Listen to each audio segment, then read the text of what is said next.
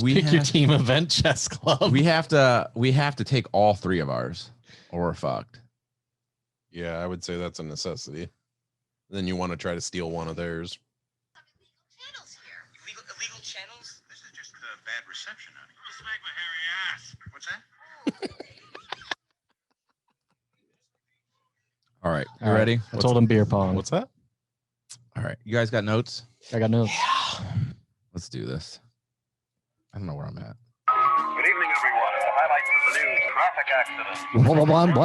One. Beaver County man being held for murder. More later.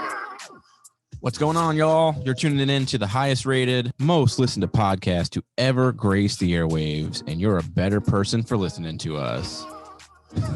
All right, maybe not, but you're really going to enjoy it anyways. This is Made to Motivate podcast, and we'll be talking social media hot topics, pop culture news, the greatest in movies and music, and all things sports. Make sure you're following us on social media at Made to Motivate podcast on Facebook, Instagram, and Twitter, and you can watch the show on our YouTube. Thanks for tuning in, and with that being said, let's get this show started.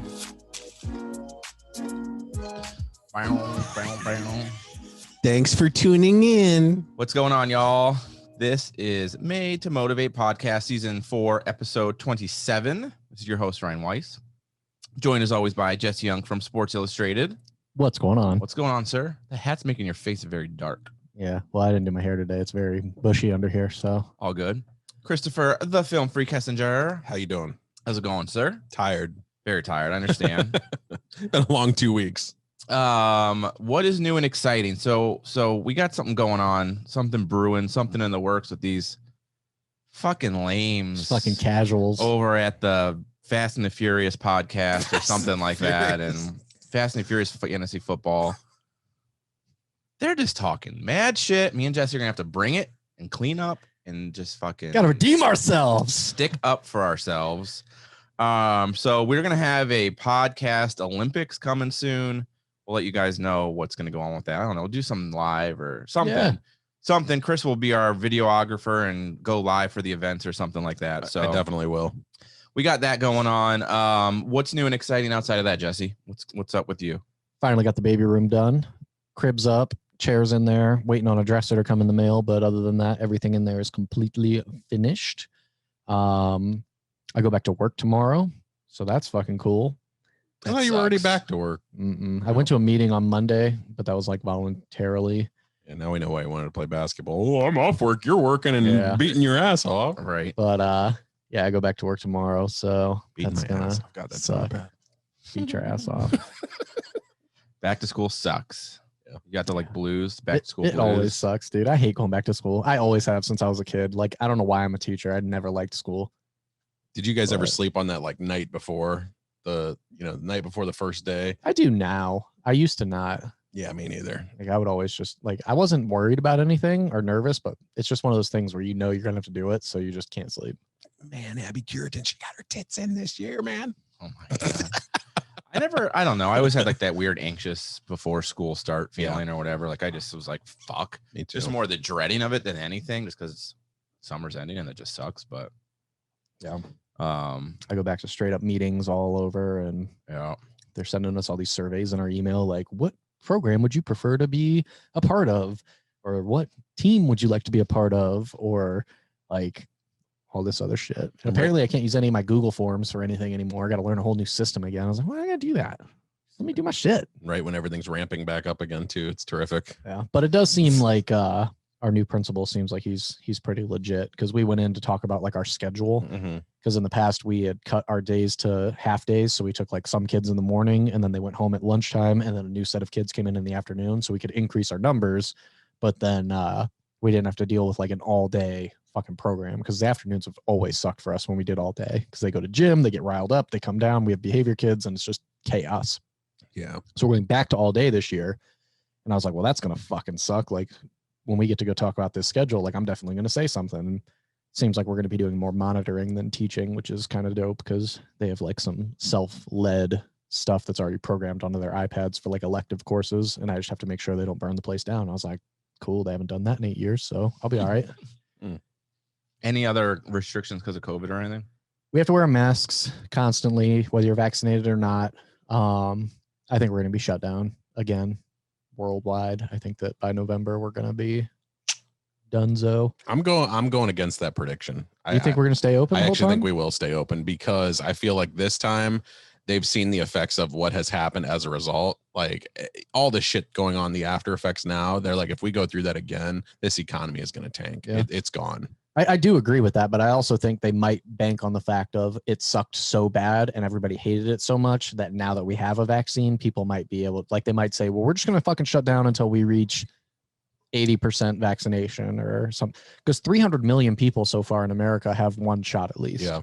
So if they say, well, we're going to shut down until everybody at least gets vaccinated to, both doses, then maybe people will be incentivized to go and be like, well, fuck that. I'm not staying home. I'm just going to get the fucking vaccine. I don't care. It's 59% for one, and it's just under 51% for both. Really? It's only 59%? Yes. I don't know what I was seeing then today. Yeah, last I saw was only 50% of the country was vaccinated. So it's gone up a little bit, but it's not that much. Yeah. Yeah. I thought it was 50% was totally vaccinated. Yeah. And then, right. Yeah, just 50% of the country is but the thing that I saw vaccinated at this was point. like 300 million. That's way more than that. So they must have been wrong. Well, we have a lot of people. I mean, that 300 million is still probably only It's like fucking 70 something, 75, 78%, somewhere in there. of the country? Yeah. Because we only have like 368 million people, I think. The U.S.? Yeah. I don't know why. It seemed like we have way more people than that. Yeah, that's what I thought. It's because we have big fucking mouths. Hey. What up with anything else? Anything? That's That's it. it. That's Chris, what's going on? Oh man, just the tournament, and Yeah, we're getting in the middle of the second round now. We've had rain this whole week. Unfortunately, it looks like it's going to continue. But our players are toughening it out, and it's making for an exciting tournament. We got some surprises for sure. As you mentioned, two of the gentlemen that you are competing against are still in it, and Fucking bombs. and so yeah, it's going to be interesting. Besides that, booked my Phoenix trip finally for October. First class all the way. First time I've ever flown first class. So Nice. yeah, it's gonna be interesting. And I was looking at some of the flights, like the domestic first class. If you get like the regular first class with the rows of two seats, you get, a shit ton of room. Obviously, you get a better meal, you get a movie selection, all that. But if you're one of those rare cases on the West Coast flights, which is where I'm going, you get the new like pod cabins. Yeah, the pods of yourself. I'm like, if I get that shit, dude, I am gonna film my whole fucking trip. Hell yeah. I don't care if they tell me to turn the phone off. It's staying on the whole fucking trip, dude. Oh, for that. Yeah, I know. It's like a little like snuggie, like a little almost like a mattress, basically. Like you're laying down and you're just in your own little. Dude, fucking sign me up. Yeah, dude. They'll come and change your shoes for you and fuck yeah, wipe your butt. Dude, I'll pay an extra $300 for that shit, man. Hell yeah. That fucking reminds me. We went on our baby moon. Forgot about that. Yeah. Little Scottish Inn down in Hocking Hills. Dude, this shit was bougie as fuck. Oh, you got to come, yo. You got the Millennium we were like Falcon super crystals. uncomfortable. We got there and they have like a pub hour where it's just open from 6 to 7, this like bar, but you're supposed to like mingle with all the other guests that are there for some reason. So we went down and they're all obviously going to like this dinner, which we didn't pay for because it was like $160 or something. Jesus. And I was just like, Jesus. Yeah, That was man. disgusting. I was, The fuck, bro? It came up, Throw man. in your mouth a little bit. little foaminess, man. I'm drinking beer. Jeez. But so we go down there. We're in like t-shirts and jeans, just drove like all the way down. All these people are dressed up in fucking suits and dresses and shit. Like nobody's talking to us. Everybody's nice. Like they smiled and shit. But like I'm sitting there drinking. Obviously Steph can't. So she got like a Sprite. And this lady comes down and she's the innkeeper. And she's like this older blonde chick. And she's just like, I just love to circle around and make sure that everybody's okay. And just wanted to welcome you to the inn. And like, she just sit, but she wouldn't fucking leave. Like she was fucking weird. So then we go. Nice legs. And she was like skinny and old. She looked like a witch. And Hey, that could be all right. so we went. It was nice. It was like the room was really nice. And we woke up the next day. We went to breakfast. Their breakfast was phenomenal. I'd never had porridge before. And I was like, Porridge. this Really? doesn't seem like a very like nice thing. Cause it was like, you got scones, then you got porridge, and then you got whatever was their third course, which changed every day. I'll fuck with scones. Their scones were incredible. Yeah, I love scones. And then the porridge though, man, I was like, this shit looks awful. It was amazing. It was the best thing that they served every fucking day. What was it flavored? Like cinnamon? It was like honey and brown sugar on top, Oh, but it was man. amazing. And then the first day they had like a mozzarella and spinach omelet with blueberry cream cheese French toast. That was all bomb. And then the second day they had eggs Benedict, which neither of us are a big fan of because I don't like hollandaise. Yeah. And then they always do like a savory and a sweet, and then the sweet was was like 4 crepes with like this cream inside of it with like chocolate drizzle, and that stuff was bomb too. So that was really good. But it was fun. If you guys ever go, Glen Laurel Scottish Inn in Hocking Hills. I want to stay in one of the tree houses. Yeah. If I ever go down there. Yeah. Dope. Sorry, you got cut off by Jesse being Sorry. a dick. He reminded me with the vacation shit. I was just like, oh yeah, I went on vacation. By the way, that reminds me. By the way, Chris. No, that was it. What about you? That was it. Oh, okay. Fuck you guys. I can read the room. That's my way of saying I'm not going to attempt to do it again. Yeah. Go ahead. I shit the bed in mini golf, much like Jesse. After all that shit talking, I did not make it into the second round, and I'm very, very disappointed in myself. Let's talk about that though. What's up? One shot is what it all came down to. Which makes it worse. Yeah, right. That just makes it worse. Right. So I didn't want Chris to tell me the score. So I didn't know what I needed to do to win. And so I'm on hole 36, which should be a guaranteed 2. It's if you get it up the hill, it's 2 strokes. Had I got it in, I would have gotten a 119 and been in last place and made it into round 2. Still made it. Yep. I fucking somehow hit the wall or something and got a 3. So I failed. I fucking didn't make it. I'm so pissed. I should have asked. I should have known. I would have fucking probably focused more on it. I figured this is a no-brainer. I'm going to get a 2, whatever. I'm missing by 1 stroke is the worst part about it. So and what did I get? A 120. Yeah. I've told you guys every fucking day for the last 3 months, I'm going to get a 120. I get a 120 at this course every fucking time. I'm going to get a 120 and it's going to be plenty to get in. If I can get a 120, I get knocked out. 18th? I was 18th. Yeah, you were 18th. Matt's bullshit. hole-in-one is what put him through. He had the hole-in-one on the turtle in his first game. See, I think I should have got in with my 120 over the guy that got the hole-in-one. Because that means I played way better than him. Because if he wouldn't have got that hole-in-one, I mean, he sucked. That's the tiebreaker. Yeah. We haven't talked about this, but when the game was happening and we just gotten done with 16, we were going into the 17th hole, which is technically hole 35. Yeah. I was watching your score the whole time and I was looking at everything. And I think at the time you needed a 6 and you would have been fine. Like a 6 on the last 2 holes. Like, I got a 5 on 17. Yeah, right. I needed a 4, which I should have had a 4. I missed that very close putt. Mm-hmm. And it should have been a 4, but I fucking just went right by the hole and got a 5. Well, what made me kind of too, like when you took the drop, I was almost like, oh no, like don't take the drop. Like you dropped it right past the castle, which I understand you have a mental hiccup when it comes to that shot. Yeah. But like, dude, I was saying to myself, I know you didn't know the situation, but to me, I'm like, every stroke counts at this point, and you're going to be laid there for a 3 instead of going down and, possibly landing on the green for a 3 like you could do if you took the shot again. It was not knowing my score though. I didn't know, and I didn't want to know because I just wanted to focus on playing it. Yep. It just sucks fucking missing it by 1 stroke. I mean, I really thought I was going to go. I practiced there so many times, but we had a player last night who did the same thing. I'm trying to remember who it was. Somebody in that group was doing the same. They were second place. I think it was Norm didn't want to know his score. And I told him at the end, finally, when the reveals came and he ended up losing to Matt by 2 strokes. And he goes, oh, I thought I was leading this group. And I was like, you didn't want to know what your score was. I'm like, there you go. And you just lost the group to Matt. Fucking sucks, dude. So are we ranked 18 and 20, whatever the fuck 25, I am? I think you are. I went from fucking 6 to 18. I went from 11 to fucking 25. Well, you suck. So fuck I mean, you. Whatever. You beat me by 2 strokes, you bitch. You haven't made it to the second round twice now. You bum. That's fine. The good news is Winter Warfare is coming up, and while it's not for ranking, it is for a title shot. So win that. We'll get to Winter. I'm gonna go from 25 to 1. You bitch. To Winter Warfare right now. It's the fucking podcast Olympics. Podcast Olympics, and this shit's going down, and we need to get gold medals to give out to the winner. Yeah, from somewhere. If it's true podcast Olympics, then we should have Chris and Ben in, or Richie. whichever one they want to choose. Chris said he doesn't want in. I didn't talk shit. Yeah, Chris said He doesn't. He didn't talk shit. But do you not want to represent? I didn't talk We're shit. made to motivate. What better way to motivate people than to kick the casuals' fucking ass? They've got like 5 people on their podcast. So They have 4. they're like a rotating They have circle 4. jerk over there They because got- nobody they can commit. They got so- 4 people. Yeah, They whatever. got 4 people. We got 3, Yeah, and we're a better show. and we'll still win. Yeah, exactly. 2 on 2. We're gonna take them down.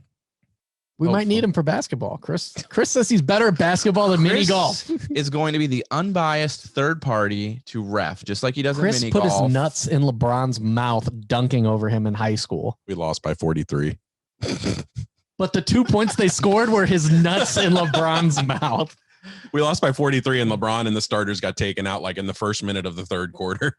Anyways, so I played mini golf, fucking shat the bed. That sucked. That ruined my whole weekend. I was pissed. But outside of that, I volunteered at Cedar Point for the LeBron James Family Foundation, which was dope. Good weather. I know you guys were worried that it was gonna Dude. storm up there. I thought for sure it was gonna storm, and I'm like, fuck, this sucks. We get free tickets to the park, and we're not gonna get to take advantage of it. But just had to volunteer for 3 hours, and then we Did you had do that randomly or was that through something? no. So Chase is a big partner with them, and Chase looks for people to volunteer to do it. So I'm friends with one of the people that organizes the event, like the volunteering, and they asked if I would be interested in helping. I'm like, fuck yeah. Mhm. So you just go and help, like set up and give out tickets to the families and distribute shirts and stuff, and then just go to the park. So it was dope. Free Brom was tickets. there. What's that? Brom was there. No, he was in Puerto Rico. He's there every year except for this year. He didn't go. He I was thought Braun was there. no, Somebody told me LeBron was there and Luke Bryan was there. no. No? Was Luke Bryan there? Me and Luke Bryan kicked it in the lazy river. Did you? No. Oh, that's lame. No, Braun is there every year. He does usually like they do a concert. He has somebody come and perform, someone big perform, and then he does like a shout out and like hangs out. But no, he's in Puerto Rico with the Fab Five, kicking it, smoking LeBron James cigars. So he didn't come because they didn't do a concert this year because of COVID. Mm-hmm. So he didn't show up. But he had one of my buddies that I was with was going around just every time someone be like, "Oh, it's so cool, LeBron's doing." He's like, "Yeah, well, he didn't even fucking show up to his own party." So really, he's hating on him the whole time. He thought he was gonna meet LeBron. That's so sweet. Yeah, he was hating. No, he's done it before when he's been there. Oh, really? He's a LeBron hater. The last time He I doesn't was like at Cedar LeBron. Point with LeBron, I hated on him hardcore. And that's what I was just about to say too. I'm like, you know why he probably didn't go? Because some punk kid was fucking yelling at him last time he was shooting a shot. Dude, I every made it time I into was a walking sports by, book. every time I was walking by those hoops things, all I kept thinking about was Jesse saying he's a Dude. fucking bum. Fucking Nick sent me a fucking screenshot from a Who? textbook. Nick, former friend of the show. He took like a sports history class or some shit. I don't remember what. Yeah. And he sent me a picture from a book, and it was talking about like after LeBron left and like how the decision affected the NBA and all this other stuff. And there is a snippet in there about his day at Cedar Point where he This was fucking heckled guy. until he left. And I was like, holy shit, that's me. I'm in a fucking textbook. The video's still on YouTube. Dude, he posted a tweet like right after that and was like, don't think that I forget your guys' faces. I know who all you haters are, blah, blah, blah. I was riding home on the bus like, what the fuck does that mean? Drink so much wine, you can't remember 5 He's gonna minutes ago. fucking kill me. This fucking guy. Hey. I I was angry. get it. So yeah, that's all I did. Nothing too exciting. That was fun though. Did you ride anything though? Like that one ride's going under next year. I can't remember what it's Wicked called. Twister. Wicked Yeah. Twister's going on. We didn't ride that. We spent most of the time at the water park because it was hot as fuck out. So just lazy river. We did those drop water slides where you stand there and the floor falls out and you just shoot down. I haven't seen that. Bro. I never did the water park before. Those things are so sketchy. The water park is dope. Is it? Yeah. But yeah, so you it's the tube slides, like the body slides, the real thin ones, Yeah. and you stand inside like a tube and like the door closes on you. Closed, yeah. And then you just stand there until the guy decides he wants to hit the button, and then you just fucking drop. The floor just falls out I from don't under like you. that. Did you Bro. get a psych? They do that They sometimes do it all the time. too. We're Yeah, like, he's like 3, 2, Me, I was fucking stuck in that thing for like probably 2 minutes before he did it. So I'm just standing there waiting, and I'm like, this fucking sucks. And you're just fucking like heart just beating so Yeah. bad. And then it just fucking falls. there's nothing worse than that release feeling, because like that's when you're in your dreams and you're falling off the fucking mountain and all that. Yeah. That's the same thing, just in real life. Yeah, release man. is one of the best feelings you can have. So Did you get like the crazy wedgie? Jesus. no, you don't. No, Because those ones that go like straight down that you like cross your arms that you used to have be Yeah. like Dover Lake. Dude, your shorts are Yeah. they're up in your fucking Oh, small I intestine missed when you're Dover done with Lake. that. Yeah, no, I was shocked that you didn't, because it has like the water is like blasting to shoot you down. Yeah. Like it's like fire hose blasting like quick, and it like fires you down the fucking thing. Mhm. But no, you didn't get a wedgie or anything. You can't Huh. wear a watch. You can't have anything on you. Like they make you put everything like away. It's too fast. Yeah, man. it's wild. Shoot right off you. It was cool though. Anyhow, that's all for our recap. Be on the lookout for the podcast Olympics, Made to Motivate versus the fantasy fuckboys. We'll give you more details and stuff when the time comes. But Best as fuck, boy. best is fuck boys, and I think Chris said he is going to Jerk the curtain. jerk us, start the show, kick us off, Hollywood Report. So here we go. My God! Okay, it's happening. Everybody stay calm. What's the procedure, everyone? What's the procedure? Stay calm! Wait. Everybody calm down! News team, assemble! Christopher, you know you're the movie guy, I've heard of such things. the Hollywood Report guy, the giver of great movie advice. Okay. You let me down. I did. You know you do that sometimes. Yeah. Suicide Squad sucked. But we'll talk about it though. What do you got going on in Hollywood Report? Okay. Well, we're going to start off on a little bit of a somber note today. Trevor Moore passed away on Thursday. If you don't know who Trevor Moore is, he is one of the founders of The Whitest Kids You Know. And if you don't know what The Whitest Kids You Know is, you have been living under a rock because it is one of the greatest sketch comedy shows of all time. Way ahead of its time. Very ahead of its time. He was 41 years old. He died in a crash. They didn't specify if it was car, motorcycle. I can't find that anywhere, but he was 41 when he passed away, died almost instantaneously, as they said. That's good. Brian, did you ever watch Whitest Kids You Know? I did briefly. I don't remember much of it. I know that it was definitely inappropriate. It would definitely not go well over today. Yeah. I'm very sad to hear the guy has passed away though, but I don't think I was as attached to it as you and Jesse were. Okay.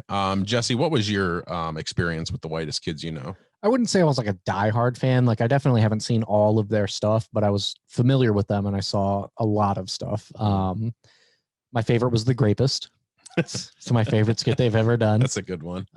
He's the star of the marketing team trying to get a purple grape soda done, and it's The Grapist. So that one was great. The Abe Lincoln one in the theater too, man, where they're Yeah. talking about the night he died. Yeah, and all shut the fuck up. Try to listen to the play. No, but they were super ahead of their time. That was like, you go back to like vintage YouTube and there's not a lot of stuff. Like there's the Charlie the Unicorn, there's the shoes video, and there's The Whitest Kid You Know, and those guys were catapulted into stardom. I think they were only like 18. That's a good point. So like YouTube had a lot to do with their influence and their cultural significance. It was almost like the perfect storm. Like Ryan said, today it would be hard to market something like that just because everybody's so sensitive and it's a cancel culture that we're living in, unfortunately, now. Yeah. But it's like The Whitest Kids You Know, they came in right like at the end of I think it was 2009, 2010. Yeah, it was like right near the end of my high school career. Yeah. So it was, they were coming in right at the right moment, right at the time when YouTube was getting hot too, and social media as a whole was reaching a totally new platform. So yeah, it was the perfect storm for them. They only lasted 6 years, but what a impact they had in those 6 years. For me watching them, like I remember I used to always see them on Fuse. They were on Fuse TV, which was formerly Much Music. And yeah, I would always catch them every Friday night. It was a half-hour show. And as somebody who, grew up with like In Living Color, Saturday Night Live, The Kids in the Hall even, which is one I compare to Whitest Kids You Know a lot. Whitest Kids You Know just seemed so untamed. Like, and it was that Fuse enveloping that helped them. They could curse, they could get as crude as they wanted to be, and that's when they were at their best. Trevor, Zach Kreger, some of the other cast members, there were only 5 of them, but man, they let that show, like they made it a lot better than it had any right to be with only 5 cast members. Yeah, especially because like the fact that they were so young, they were able to do so much with such a low budget. Like they were just very creative. Yeah. Like I went back and started watching some of their stuff, and their Hitler one, Have you ever seen? Yes. Yes. Hitler's just this nice little sweet boy, and he's helping his mom find a pie that went missing, and it was a homeless man who took it, so he lets the homeless man keep it so he can eat, and just takes one slice for his mom and all this other stuff, and he's like helping find a lost dog, and you're just like, what the fuck? When is this twist is coming for this? And this little kid comes by and he's like, hey, Hitler, I got to show you something. Mm-hmm. He's like, you want to smoke some of this grass? All the kids are doing it. He takes one puff and he's just like, I hate Jews. And it cuts.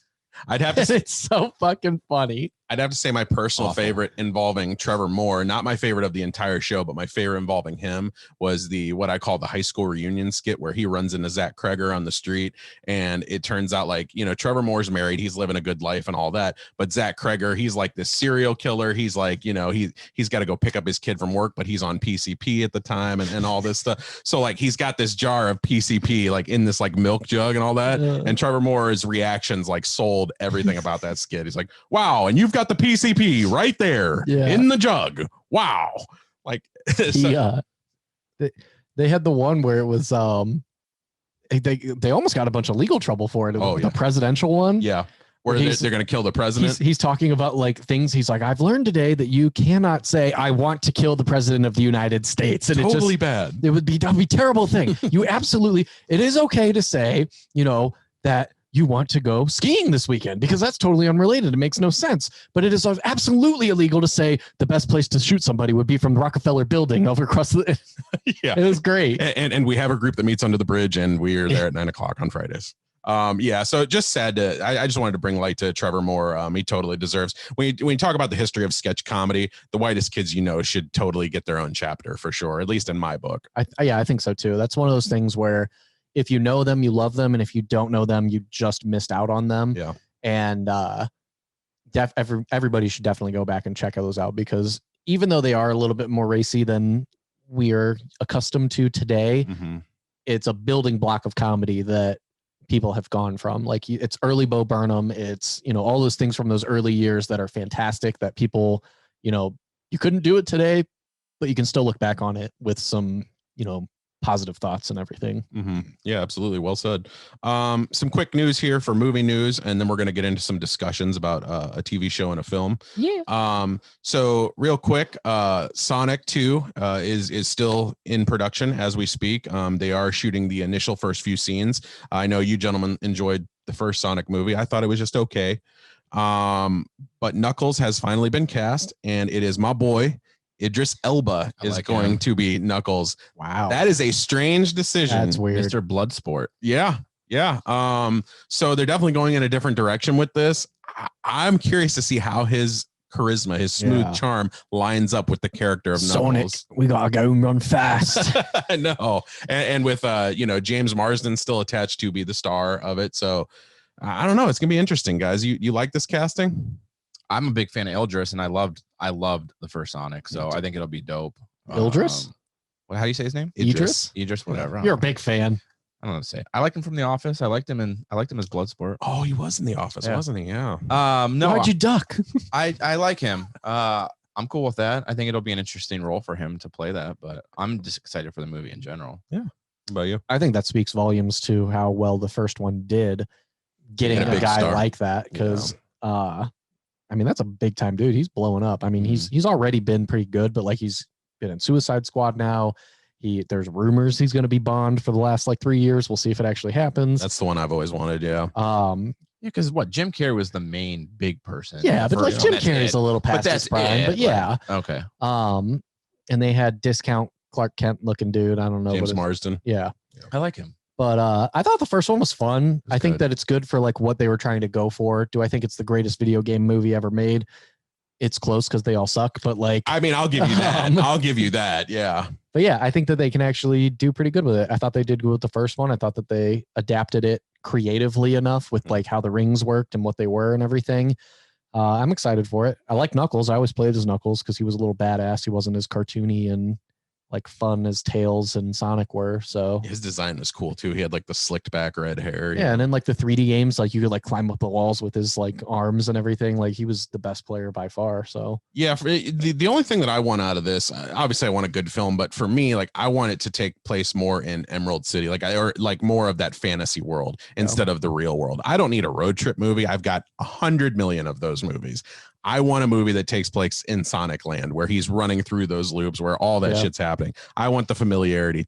I want the nostalgia. that'd be cool. I'd be cool with that. Yeah. So a couple other things here. WB and AMC struck a deal this week, and it's more of the same that we've expected over the last year. So basically, we talked about the Margot Robbie, or not Margot Robbie, but the Emma Stone and Scarlett Johansson's controversy last week, where, you know, these deals aren't getting struck ahead of time. So they're basically pulling the wool over the eyes of these actresses, and, you know, pay is getting compromised as a result.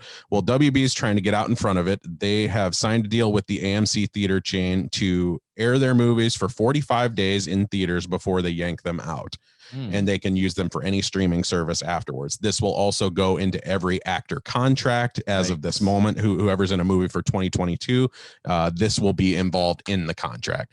I think this is personally the right way to go. I mean, it's obvious that the movie theaters aren't going to get back to normal anytime soon, at least the normal that we're used to pre-COVID. Yeah. So for me, streaming is still going to be a way of the future. And if you're going to do this, you might as well do it in legality. So I'm all for it. What do you guys think?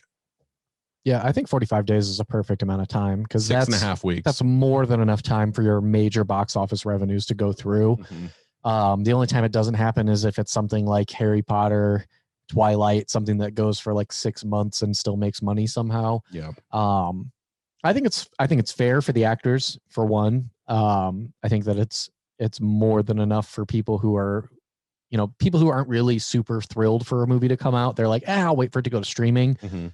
It's not too long that they'll lose interest. You might be able to wait 45 days for something where like I probably won't pay to go see Sonic, but I'll wait 45 days to see it for free on a network or whatever. That'd be the perfect movie for that. So yeah, I think that's more than fair. I think that's a really solid compromise, actually. What about you, Ryan? I disagree. Okay. I think that's too long. I think 45 days is a long time. I think if you're going to go see a movie and you're amped for it, you're seeing it within like the first 2 weeks. Oh, I agree. Well, that's the hottest point. And after that, I think you're mostly going to forget about it, or like, I forget what's in the theater, you know, and if it's a movie I'm excited about, I'm going and seeing it like pretty much right away within the first week most of the time. I don't think it's a bad idea. I just think the time frame is too long. I think it's going to hurt. I mean, the only person it's going to hurt is the production company, because they're not getting it to a streaming service quicker to get paid for people to rent it. So it's just going to prolong them getting the money, but it's beneficial to the actors and actresses. It's beneficial to the movie theaters, which I enjoy. I just think the time frame is a little bit long. I think I'd like to have seen them continue with something similar to what they're doing now, but just include in their contract that they're going to be paid a portion of the funds from the streaming service. I think the unsung victim that we didn't really get into too deeply last week was theaters. You know, we talked about Scarlett Johansson, we talked about Emma Stone, but really when these movies are getting yanked from these chains, it's the theaters that are taking a beating because of them. Because now you have people, for instance, Suicide Squad, big box office draw. Now, if it's got yanked this week, for instance, now that's a majority of that crowd that is still fresh. You know, it's only a week old. It's going to go see it, and now it's getting yanked from their theater. Yeah. For me, I feel like 45 days, I agree. Like, you'd be fine with, I think 14 to 30. Honestly, I think 14 to 30 days is more than 21's fine. Yeah. Even that. I think the reason they did it, though, they were just so sensitive to theater needs, and it was that we don't want to alienate the biggest supporter of film. You know, it's still theater first and foremost. As big as streaming is getting, theater is still the be all end all, the quintessential way to watch a movie. So yeah, you don't want to alienate that, and AMC took the biggest beating and came out about it publicly. I think if anything, the 45-day probably is to try and force people to go to the theater. Like, people aren't going to want to wait the 45 days, so they might be more likely to go see it, because that is such a long time frame. But if you prolong it, if they prolong it, if they make it like it's not going to come to streaming for this long, maybe people are more likely to go see it in the theater than if it was only 2 weeks. I can wait 2 weeks. I'll just wait for it to go to streaming. So again, it's more beneficial to the theaters for sure. The only people that are coming out about it are females, though. It's still those two. They've asked, so like I said, they asked The Rock. He said no. He has no interest in doing it. Nobody else has jumped on board. Just people showing their support for Scarlett. You know, obviously, like we said, Kevin Feige. That's a big one. Yeah. I mean, you don't want to alienate that guy for sure. It's just interesting that those are the only two people that have come out and like had an issue with it. The Rock has so much money though. Like he has a movie every week. He's the #1 movie star for like 2 years in a row or something. Like he's fine. Scarlett Johansson doesn't really have anything that really has put her over the top in terms of money. I agree. And Emma Stone doesn't really either. Even though they both have made good movies along the way, nothing has ever been a blockbuster hit of hundreds of millions of dollars that like something like Black Widow, where it's going to put a giant chunk of change into your pocket. So and she's just said goodbye to that cash cow. So any cash that she has coming in, it's out the window now. It's past tense. Yeah, you're right. Emma Stone is a great actor. She has good movies, but like she's never been a cash grab actress. Right. So yeah, I think that's the difference why, you know, they're a little more desperate to hold on to a payday from like something like Cruella, which could have been huge if given the time. I mean, to you're these are Disney properties. This is where you're going to make your money in your career. If you're, because Emma Stone's, I mean, she did La La Land and stuff like that. She does artistic movies to the point where like, dude, you're crazy. That movie sucks. But like, she's not a cat. Like you said, she doesn't chase after the money. So when you get a chance to do it, where you're like, okay, I'll do this one property, make a ton of money and maybe put my spin on it. And then you're going to get screwed out of your money from it, from the biggest company in the world you've ever worked with. I'd be kind of pissed too. Yeah. Okay, let's get into it, boys. First of all, I want to start off with What If. This was a TV show that debuted today on Disney Plus. Yeah. And Jesse and I got a chance to see it. Ryan, you did not? Okay. You guys openly discuss. I'm not concerned. I don't know if I'll get to it anytime soon. There's honestly, not much in terms of spoilers anyways. Well, because it's all fictional anyway. So it's not that there's really anything that's spoiled. Well, I know. It's canon. I know, but at the same thing. Okay, I don't know. Allegedly, this show is as important to the MC. I guess it's the MCM now because it's a multi-universe instead of the universe. But it is as important to the MCM as it is as Loki was. To me, though, as of right now, anything we tell Ryan, it's nothing that has to do with all of the MCU films that he's seen. This is one of the biggest problems of the show for me is that I feel like they showed everything in the trailer. Go into that. Yeah. Talk about any problems you had as far as preconceived ones before you saw the show. So before I saw the show, I loved it. I thought the trailer looked fantastic. I love the idea of it, especially after finishing Loki and finding out like we have these branch realities and everything. And then they came out and announced that it was canon. I'm like, okay, this is going to be dope. We're going to see all these different realities. We're going to get all this idea. Like the trailer showed us that it's the Watcher who does it, who's like this celestial being, who's like basically a god that's like even higher than like Thor and the gods of Asgard and all that. But like, he's an embodiment of like a constant that we would think of, like time, like reality, like all of these things. But not an intruder. But not an intruder. He simply watches. Yeah. So the concept I thought was really cool. I like seeing an animation because Marvel is not known for great animated features. That's true. It's a good point. DC dominates that area in terms of superhero stuff. I agree. So it was cool to see like a fresh idea going forward that tied into the story somehow and what they would do.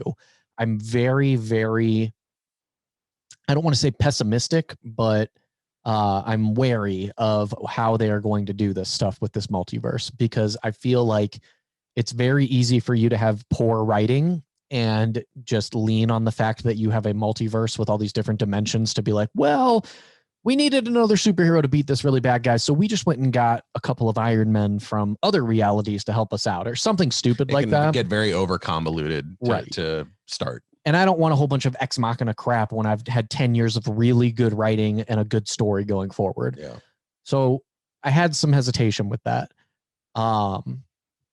I won't get into the episode. What did you think beforehand? To echo some of what you said, I feel like the art direction is beautiful of this show. Yeah, some really solid animation, a nice compromise of 2D hand-drawn and 3D computer generation. It's very weird looking. Like, what is it? I can't tell what it reminds me of. It's strange because like the backdrops are definitely hand-drawn, but like the facial reactions are computer generated. So like it does have it kind of reminds me of, you haven't seen this movie, I can imagine, Titan AE. I've not. Okay, 1999 Matt Damon animated film. He goes to outer space to save the Earth, and it reminded me a lot of that. That was at the turn where computer generation was just waking up. You know, like it was having its arrival to Arguably the best time for computer animation too, I would say. You know, I think that animation still holds up to this day. Go see Titan AE if you haven't. I'll check that out. But yeah, I love the art direction of it all. As far as the storytelling goes, yeah, it was really solid because the first episode, what I had been told about it anyway, was that it was going to be featuring around Steve Rogers, Captain America, obviously. But I didn't know that Peggy, I didn't know that she would have as big of a part on it. I thought this was between Steve and, Mr. Stark, the first. His dad. What's his dad's? Howard Stark. Howard Stark. I thought it was between those two more. No, this is really Peggy's episode. And this is like an episode that shows you like she's a badass in her own right. You know, had the tables fallen a different way here, like she would have been Captain America. And I think that's pretty cool about this. It definitely gives the girls in the audience something to root for sure. It's all hypothetical, or is it, as we've kind of discussed? But, this is not a universe that you're going to see realized on the big screen. So I do look at it as hypothetical. Now, on that account, too, I feel like what's cool about this show, first of all, I love that it's 30 minutes. To me, if this were a 50-minute show, I feel like it would drag on. This particular kind of structure and outline to it, I feel like would drag on more than your typical Loki or WandaVision would. So to me, I'm happy that's 30 minutes. And it's kind of cool because it's like we get the whole structure of the first Captain America movie in 30 minutes. It's like we're giving you the same general outline of what happened in this movie. We're just taking different directions with it here and there. Yeah. So the familiarity is certainly there. Our experiences with the first Avenger. Because there's some mirror scenes, multiple mirror scenes, and they're recreated brilliantly too. That's what I loved about it. And you told me the voice work last week. Like they're using some of Chadwick Boseman's audio, like his I don't know if it's outtakes or whatever it is, but the voice work in this sounded solid too. Like Peggy, who's voiced by Haley Atwell in real life. I don't know if she's really on this show or not, but man, whoever they got for it, like it's perfect. Like it lines up seamlessly. Yeah. So yeah, for me, like my first episode, I obviously won't go into spoiler territory. I feel like I'll just leave it alone at that. But like the story was solid. The art was beautiful. A great first episode for the show that I was looking most forward to of all the shows coming out on Disney Plus. I give it a solid 8. I was a little underwhelmed by it. One thing that bugged me, and I don't know if you noticed this or not, but for whatever reason, I picked up on it at the very beginning and then I could not get it out of my head, but they spoke very quickly and like they responded very quickly. There wasn't any natural pauses that you would see in like a normal human conversation. Like it almost felt like they were trying to cram it in, but they didn't want to rush things. So they just sped up the audio to fit more into the show. Because it'd be like, what did you think of the movie? Oh, I thought it was great. What did you think? And it was just very fast. Other than that, though, like as far as the story went, I thought it was cool. The concept was cool. It just didn't further anything. And I've said the same thing about WandaVision and Loki at first, which maybe they'll turn this around because, we know that it's canon going into it and there's going to be something that goes into it. There were just little nitpicky things for me because I'm a big MCU fan. I'm not a huge comic book fan. So I have to solely go off of these shows and these movies and everything, but like little things, very minor spoiler. If you watch the trailer, this isn't actually a spoiler, but we know Peggy becomes Captain Carter, who is basically Captain Britain. I guess you would look like she's Captain America, but she's got the British flag and everything. But the way that she becomes it is because she stays in a room.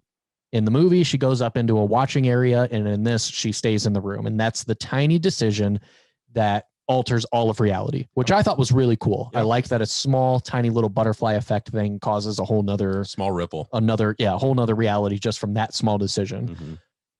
But because of that decision, we see the explosion that happens in the show.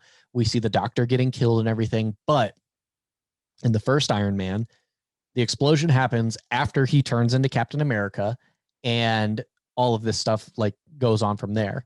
It doesn't explain why he blew up the bomb early, why he killed the people in the room early, why she then became Captain, like just little things like missing that. pieces, yeah. And I feel like if you're going to say like, okay, this is the exact same timeline, but this small decision changes it, then I should see why that decision changes everything. And it doesn't explain why the bomb goes off early and causes all of the things that ended up making her Captain America versus Steve Rogers. I think those small but important details are the ones that are going to get overlooked in a half-hour format. Definitely. And I think it's, and I think that's where, like, you know, as to where I said I was happy that this is 30 minutes too. Yeah. I think that's kind of like the unfortunate compromise to it. And I think that that's the thing that they're banking on is that, well, this is a show, we're going to go quickly with it. Most people aren't going to notice this stuff.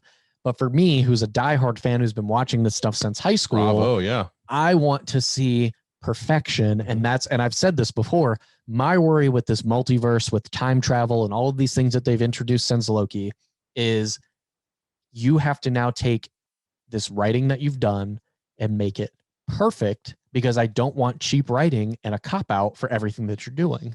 And I don't think that this is necessarily a cop-out. It was just a small thing that I noticed.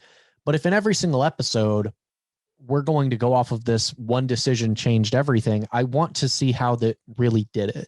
Like one small decision, because I've always butterfly effect stuff has always really interested me, and like how people say like the flap of a butterfly across the world can cause a hurricane on the other side or whatever. And that's where like the saying butterfly effect comes from. Yeah.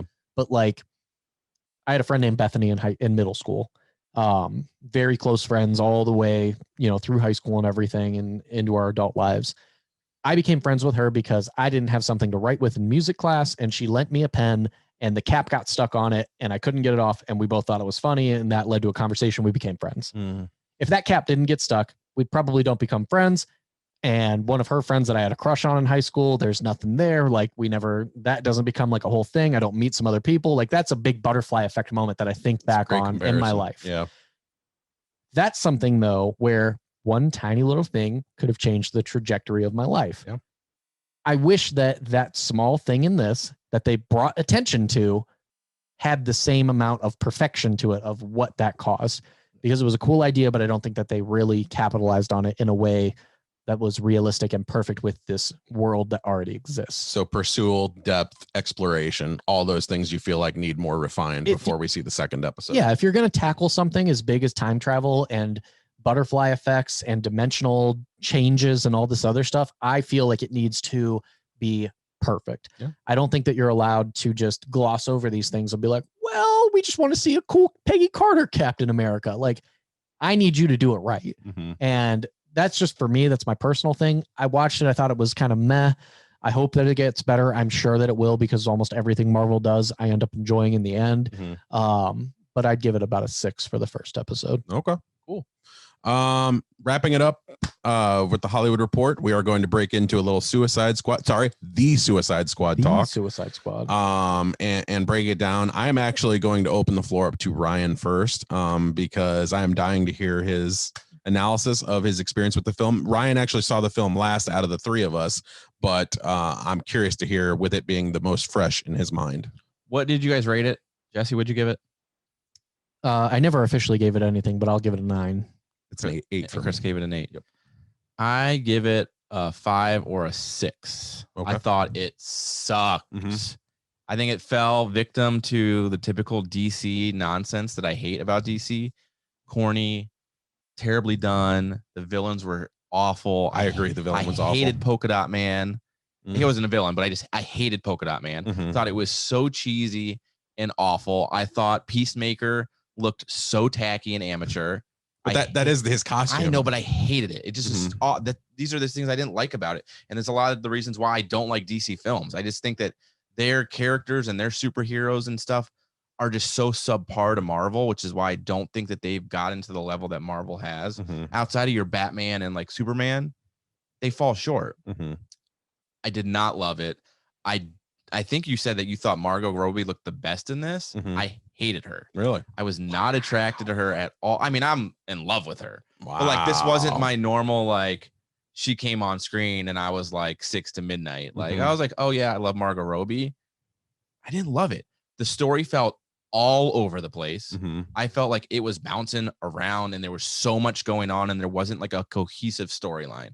Like the first one, I felt like it was a continuation the entire time, whereas this one was just like bouncing from one thing to the next, and they had like this group of people doing one thing and this group of people doing another thing, and it was just back and forth. I didn't love it. My favorite person was King Shark King. Oh yeah, Sylvester Stallone.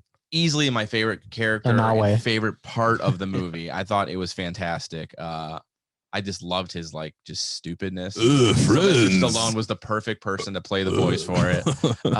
Just based on like that character. Starfish Monster Starro was awful. It was awful. It was so corny. I hated the giant eyeball in the middle. It just was bad. It was not good. I did not like it. I won't watch it again. What did you like about it? I didn't. But you gave it a 5. You gave it a 5. I know. I mean, I like Margot Robbie. And that's it. She's worth a 5 at the very least. You didn't like Bloodsport? Idris Elba? I did like Bloodsport. That was my favorite character. I liked Bloodsport. I didn't hate Peacemaker as far as like John Cena himself. I just didn't really I didn't like the way that they adorned him. I thought it just looked tacky. And I know that that's what his outfit is, but it just looked bad. Like I don't know if they could have done it better, and maybe I wouldn't have hated it as much. But I guess mainly probably a big portion of me not liking the movie was I didn't like the characters that were involved in it. Where like I had a better connection to the ones in the first movie that this one, it just was like, like what the fuck is a polka dot man?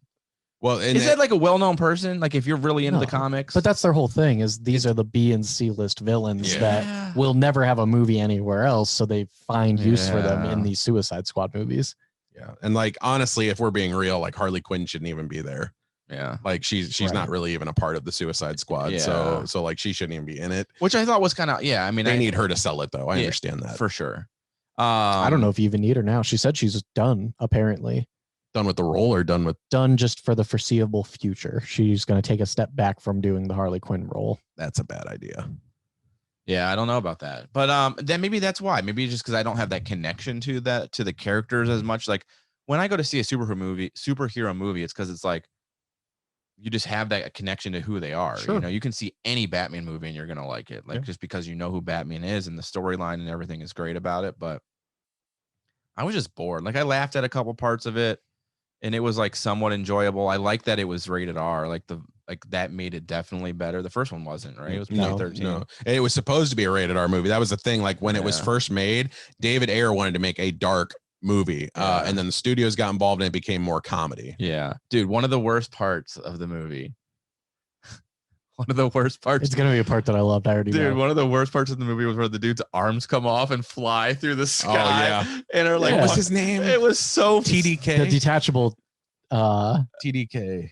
The detachable kid. Yeah, dude, that was so awful. That's the point. It was so. I like that. I guess. Okay, so I guess I like that in Marvel movies you can kind of relate to the superhero-ness of it more. Whereas in like where DC, it's way more out of like real world. Yeah. And I think that's where I find the connection more and I enjoy more. Like in the other movies, it's more realistic. Like the fucking arm flopping through I was like, this is so awful. That's the fucking it's so cheesy though. And to be fair on that front, like on that criticism, like, you know, Marvel, we've said this a million times. The reason they've done it right and DC hasn't is because they've given us, 11, 12 years of movies with these characters. So like for every character they hit, the polka dot man, you know, TDK, you would get a movie of them and you would learn, you know, how to appreciate them and understand those characters.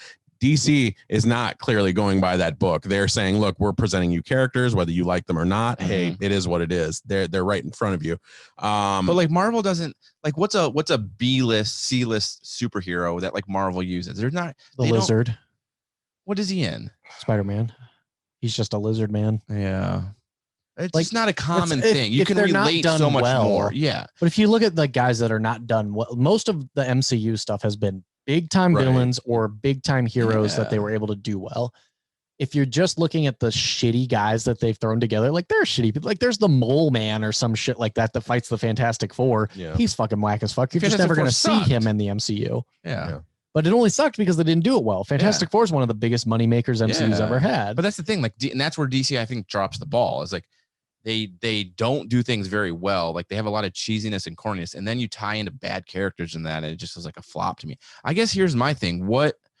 I gave it a bad score, and I really disliked it. What did you guys love so much about it? I know you've talked about it before, but to recap, because I didn't pay attention because I hadn't seen it yet. I think that they take those B and C list characters that would never be used otherwise, and they make them so lovable and engaging that you don't really care. Like Polka Dot Man, yeah, his powers are fucking whack, but he has enough humor. You have enough background story to know what happened to him. Yeah. Like Ratcatcher 2, the only person I had any familiarity with of this other than Harley Quinn and Rick Flag was King Shark before this movie. And to see Ratcatcher 2 be the most personable character that I loved by the end. I did not want her to die. Most fully fleshed out character. Yeah, she was 100%. Cool. Yeah. If they turned this random person who controls rats, which is a stupid power, and they turned her into a great character. And, you know, King Shark, who I'd never seen portrayed as this dumbass, whatever, turned into a lovable, kind of like a cuddly guy, even though he's powerful and he's a shark and he's eating people and all this other stuff. Like, he's cute. He goes the route of like a, kind of like a Groot, where everybody loves him by the end of it. Yeah. And you love that character the whole way through. You have these two killer assassins who are ruthless, who have funny like competition between the two of them and all this other, like there's just so much between all these characters, which I don't think they could have done without James Gunn. But it's just a comedy film with enough action and violence in it where it's not meant to be really taken seriously. Like, I didn't go into it taking it seriously. No. It's not. If I went into this new Batman with Robert Pattinson and it ended up being that Hush, we can assume he's the Riddler based off of the trailer. He is the Riddler. Yeah. But like, if he was like quirky and was like, well, Batman, riddle me this and all this other stuff, I'd be pissed because it looks dark and it looks cool. And if they did that, I'd be like, okay, that's whack. But DC knows what each one of their characters are. And I think when you go into the real Batman, you're going to get that dark, gritty, violent, mystery story. Yeah. Whereas when you get this shit, they go, okay, how can we use these people that we're never going to put in a movie? Let's make a comedy. Let's go get a guy like James Gunn who did something with a talking raccoon and a talking tree and made that amazing. Yeah. And we're going to make this into something else. I went into this looking for Guardians of the Galaxy type of stuff. Yeah. And I think that it hit the mark on that. I didn't go into it expecting anything. I expected this as much as at least as the first one, which I loved.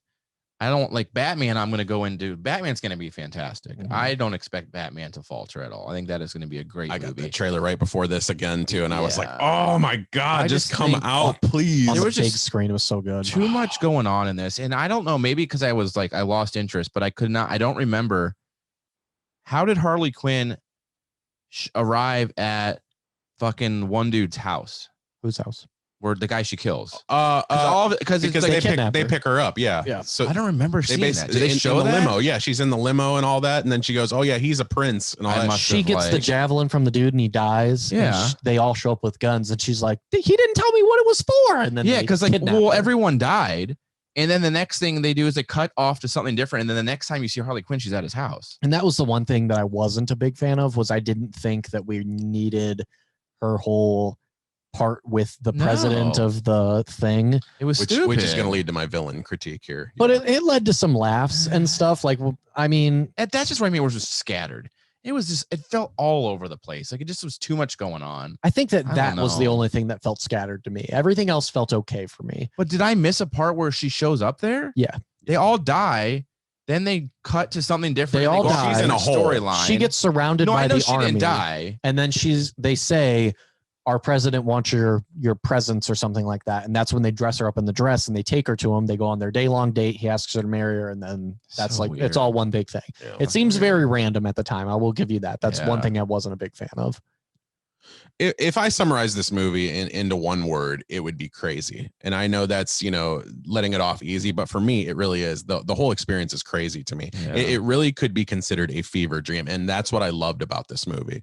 I feel like when it's a Suicide Squad film, I don't feel like it should be serious. I feel like it should be lunacy. It should be, you know, the you got a fucking talking shark, man. Yeah. I mean, okay, clearly reality has left the building. Yeah. Okay. And is never coming back. And with James Gunn, I mean, who does that better, especially when you've got hard R-rated comedy? And I felt like the comedy in this movie was perfectly done. Yeah. To me, I laughed a lot and I laughed common. You know, as far as like comparison to the first film, which is inevitable, you've got to compare this to the first film. I thought the first film was just okay. A lot of people hate it. I feel like it's just okay. But the one huge critique, two huge critiques that I have for that movie, it's too dark in presentation, far too fucking dark. This is not a Batman movie. We don't need a Batman presentation. And it is the worst edited film that I have ever seen in my life. So you talked about back and forth scrambled and not being able to follow the story. Why the fuck is Joker in the Suicide Squad? When you can answer that question for me, then I will answer so much more. Why is Polka Dot Man in the fucking second one? But it's, no, I mean, because he's a part of the Suicide Squad. Team. Why is Joker in the first movie? He's not the villain. He has nothing to do with anything going on. Like he's basically there to pick up Harley Quinn and then drop her. Yeah, and drop her. I don't know. There's a different movie going on. I follow a guy on YouTube. It's called the Cosmonaut Variety Hour, and he's just like a nerdy dude who likes this type of stuff, and he makes reviews here and there. And he has a segment that he calls the worst superhero movies of all time. Oh God! And people have been requesting Suicide Squad for forever. Catwoman. So he decided Catwoman was the first one that It he ever should did. be. Catwoman is the worst. But he did it, and there were things in it. Like I've always known that like I wasn't a huge fan of it, but I could never really put my finger on why. And the amount of editing errors that go into that movie are incredible. Like they send the Suicide Squad on the mission to go and pick up Amanda Waller in the first Suicide Squad. That's their whole mission, is to extract her from this city that's being attacked. But she's not even in the fucking city when they send her on the mission. That's what I'm saying. And there's things like that I never noticed. Like they have her sitting there, and the Enchantress with Rick Flag, and he sends her to go on this mission with the bomb to plant. And she leaves him with the bomb as it's ticking down, with like 1 second left, and then it just cuts, and they're all across the city all of a sudden, him and her still, and it doesn't explain what the fuck happened there. And then they have the bomb at the end.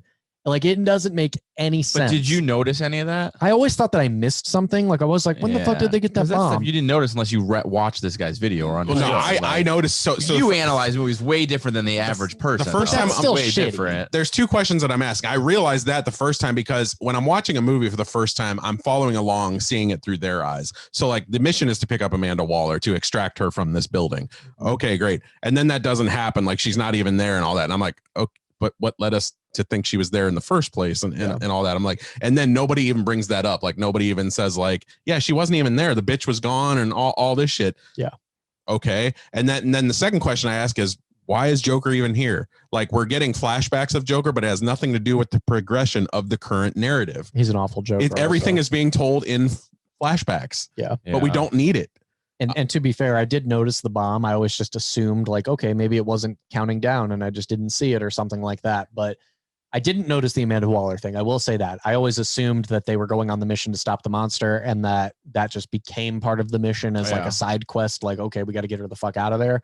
And they just didn't address it properly.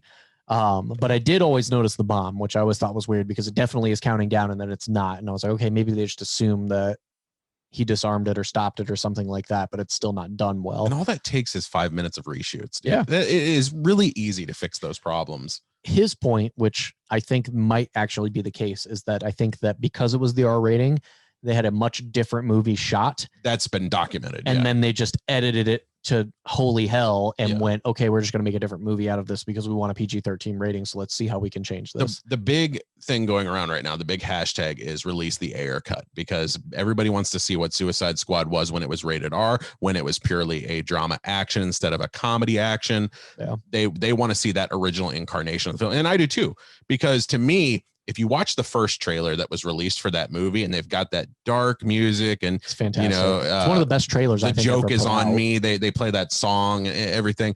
To me, I was hooked. I was like, I want to see this movie. I will be there on opening night. I promise you, I cannot wait. And then the second trailer comes out and I'm like, This isn't the movie that I was advertised the first time. This is a comedy, and it seems like everything Ryan was talking about the James Gunn one. It's corny. It's there's nothing about it that's winning me over. Yeah. So I'm like, we'll see what happens opening night. And I ended up being indifferent. I gave it a 6 initially. It'd be a 5 today. Another weird inconsistency that I noticed, and that was also brought up on his show. They try to kidnap Rick Flag like 7 times in that movie. Like the little bubble-headed monsters are going around and they're just mutilating people left and right. Yeah. But for whatever reason, they grab Rick Flag. Yeah. So then Will Smith and Harley Quinn go in and they save him. And then like 20 minutes later, they're trying to drag him away again. And they even say in the movie, they're after Rick again. And they never explain why the fuck they're trying to kidnap Rick Flag and not just killing him like every other person in the movie. It just gets dropped. And in addition to that, too, Will Smith and Harley Quinn are talking about, whenever you're ready, we're going to overtake this mission. And they keep bringing it up over and over again. And it never happens. Like they don't even try to take over this at all. Yep. So, yeah, but enough with that movie. One more thing I liked about this, and then I'll talk about my critiques. There's stakes to this movie. Like, people die in this movie, and I'm not just talking about the villains that are against the Suicide Squad. The Suicide Squad die. Yeah. Like there are legitimate stakes in this movie to where there was that opening sequence, and you could kind of predict that because you're looking at all these superheroes and you're like, there's a couple missing that I saw in the poster, so I know where this is going. But much later, like there's one huge death that I was floored by. Me too. And like, there's a couple more thrown in there here and there, but I love that. I love a superhero film that actually has stakes. This is my biggest critique with Marvel movies, because to me, while they're very entertaining and they're, usually an 8 out of 10 at the very least for my experience, it always feels like if there's a death, they'll come back. I'm still waiting for Tony Stark and Scarlett Johansson to come back. I know it's going to happen someday. I'm sure it will. Or if there's a death, it's always somebody like Quicksilver, where it's like, okay, they were brought into the movie just so that they could die at the end. Yeah. But with this movie, man, they stuck to their guns, and there's some permanence to this for sure, that if they're going to extend off of this universe, some of y'all didn't make it, and some of y'all are never going to have a future installment. And I like that. Yeah. They killed him off because this is the last one because it sucked. So Dude, they don't have any stakes this movie to lose is because they're killing done. It was ratings right now, both audience and critic. And now I'll ride with some of my critiques. I'll go onto Ryan's side of the couch. I agree. The villain in this movie is very problematic. And I'm not just talking about Starro. So for me, if you had a movie that was focused entirely around Starro, I would be okay with that, because I feel like his gimmick works. It taking over bodies, you can outnumber the Suicide Squad and take them down by numbers. I love that.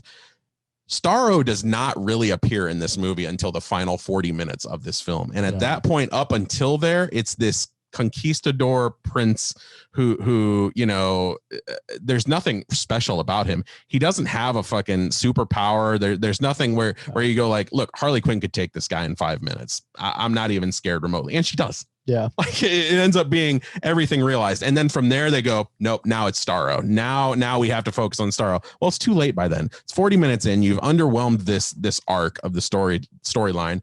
And that's the constant problem with DC for me, is they have these villains that they can actually do something with. I feel DC has better villains than Marvel does. That's always been, if you look at the 100%. comics, I feel like DC villains are far superior. But they drop the ball time and time again. Darkseid, all these other ones that are forgettable in these films, these horrible CG incarnations. And Starro is just the latest of that. He was sacrificed for time. And then when they brought it up, it was almost inconsequential by that time. It felt like they were never, that there were stakes, like I said, but I never felt worried for the prominent members of the Suicide Squad. I always felt Harley, and I always felt Idris Elba's character. I'm drawing a blank right now. Bloodsport would be okay. I was never worried about them. Once they got it through, they got it going, and it was the ending I expected. And that character, the first villain, what was he even a villain of? They didn't even tell his story. He didn't even play a part. That's all he was just a douche. And then you've got the fucking weirdo with the Coolio hair who masterminded the Star guy, who played they didn't talk anything about. You had so many fucking random people. Yeah. So that guy was awful, and it was so fucking stupid. And I mentioned this in my review. I said, this is the thing that they couldn't get over from the first film, because I felt like in the first film, they didn't know who they wanted to make the villain. In this movie, same problem. They don't know who they want to make the villain. So I feel like that's the biggest critique for this movie. I enjoyed it overall, definitely far more than you did. But it's not something where I'm seeing a lot online, people talking about this is the movie of the year, all that. Not for me. But I guess my thing with this is what was the cohesive story? What was the plot and story of this movie? So as far as it goes, it's a cohesive plot, but it's a very bumpy one in terms of so at first they're recruiting the Suicide Squad together to get into Starro's lab, wherever Starro's at, and break out. They have to get into it, and they wanted to get in to destroy the records. Yeah. They just wanted to destroy the facility, but it was really to destroy the records. So then what does this random dude have to do with that? Nothing. And that's my point. There's no, but they throw this They're arc just in charge of the country that has the facility. They throw it in, and it's inconsequential to me. So to me, if you focus more on Starro, that's not a problem at all. This is a 9 out of 10 movie if that happens. Yeah. I'm just shocked that you gave it an 8. I did. I think the biggest problem with not only just this movie, but superhero movies in general, is they don't know how to have a giant climactic ending without a ton of just little pawn people in an army to take over. Yeah. It goes back to Avengers when they're fighting the Chitauri, even though the main villain is Loki. You go after Age of Ultron, which Ultron is a fantastic villain that entire movie, but then at the end you have to fight the millions of little Ultrons that go with it. You get into Endgame or Infinity War, and you have the alien things in Wakanda that they have to fight in a massive battle. You have Endgame, where you have the giant battle against Thanos, but all of his minions are there at the end, and there's a huge battle. And it's always heroes versus hundreds of thousands of little minions that are easily disposed, but there's a lot of them. And then we have to get to the main bad guy. And then in this, it's the exact same thing with the mind-controlled Starros. And I think that, which they didn't really focus on those as much in this as they did in the other ones, but we really need to see a villain that is able to hold his own, that you have to combine powers and find a way to get around. Yes. Because the ending scene where Thanos destroys all of the Avengers in Infinity War before he snaps, when he just takes out the whole team, is a fantastic scene. He's beating their ass. He's beating the shit out of them. Yeah. And you didn't need an entire war going on before that for those stakes to be high. Yeah. He's got all the power. Had him, right. You don't need a fucking battle for that. The scene on the moon when it's Iron Man and Spider-Man and the Guardians of the Galaxy and all them fighting against him, and he's throwing moons at him, and Iron Man draws the one drop of blood, and you realize just how badass he is the best scene in that movie for me. I agree. I think that we need to get to the point where we're doing that, because you have great villains that are on the horizon, and this is for everybody. This isn't just for DC. But when we bring in guys like Dr. Doom, if we bring in a million Doombots, I'm going to be pissed. Yeah. Or if you bring in Darkseid and you get a bunch of those little flapper bird things from what was that, Justice League? The little parademons. Yeah. That's going to be whack. I need to see some good writing where we're going to need to bring these people together to fight this one giant baddie who is better than all of them individually, where we need a team, because I'm tired of seeing the giant armies. Well, my thing is have that giant baddie beat all their asses single-handedly, like when it's one-on-one. Yes. And then you all have to come together to whoop his ass. That's how you do it. Right. It's that easy. It's a problem you can write on a napkin. The fucking cartoons can do it very well. Why can't we do it here? Yeah. So yeah, it's let's go around. We'll finish this up. Fucking DC. Your grade was what, 5? Yeah, 5. 9. I loved it. And I gave it an 8. So our Both scores are wrong. Somewhere down there at like a low 7, averaged out. Yeah. Solid movie. Solidly shitty.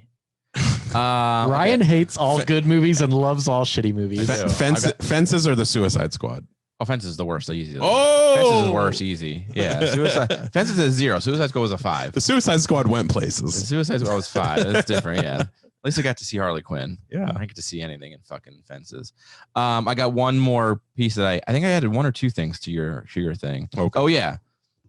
We got new Jeopardy hosts. Yeah, I was gonna talk about that, but I didn't know if you guys would care. Mike Richards and we got Mike Richards and we got Blake Blossom. Mayim Blake, I think's how you say her last name. Yeah. So my thing is the dude I don't recognize from much. He's more of a producer than he is like an actual host. Yeah. She's from Big Bang Theory. Yeah. I recognized her face. I don't really recognize her work much, but any care or thought on them being the ones that are going to take over for fucking Jeopardy? Well, That's a big role to fill, and I don't know if those names are gonna. It's not a box office draw. Yeah, like you're reiterating to. Yeah, to me, I mean, I didn't get to watch any of them do their thing. Apparently, they felt they were the best ones at it. Yeah. But as far as big name goes, yeah, it's not gonna take that show anywhere that it hasn't been. Yeah. And the decision's weird too, because so she hosts the prime time.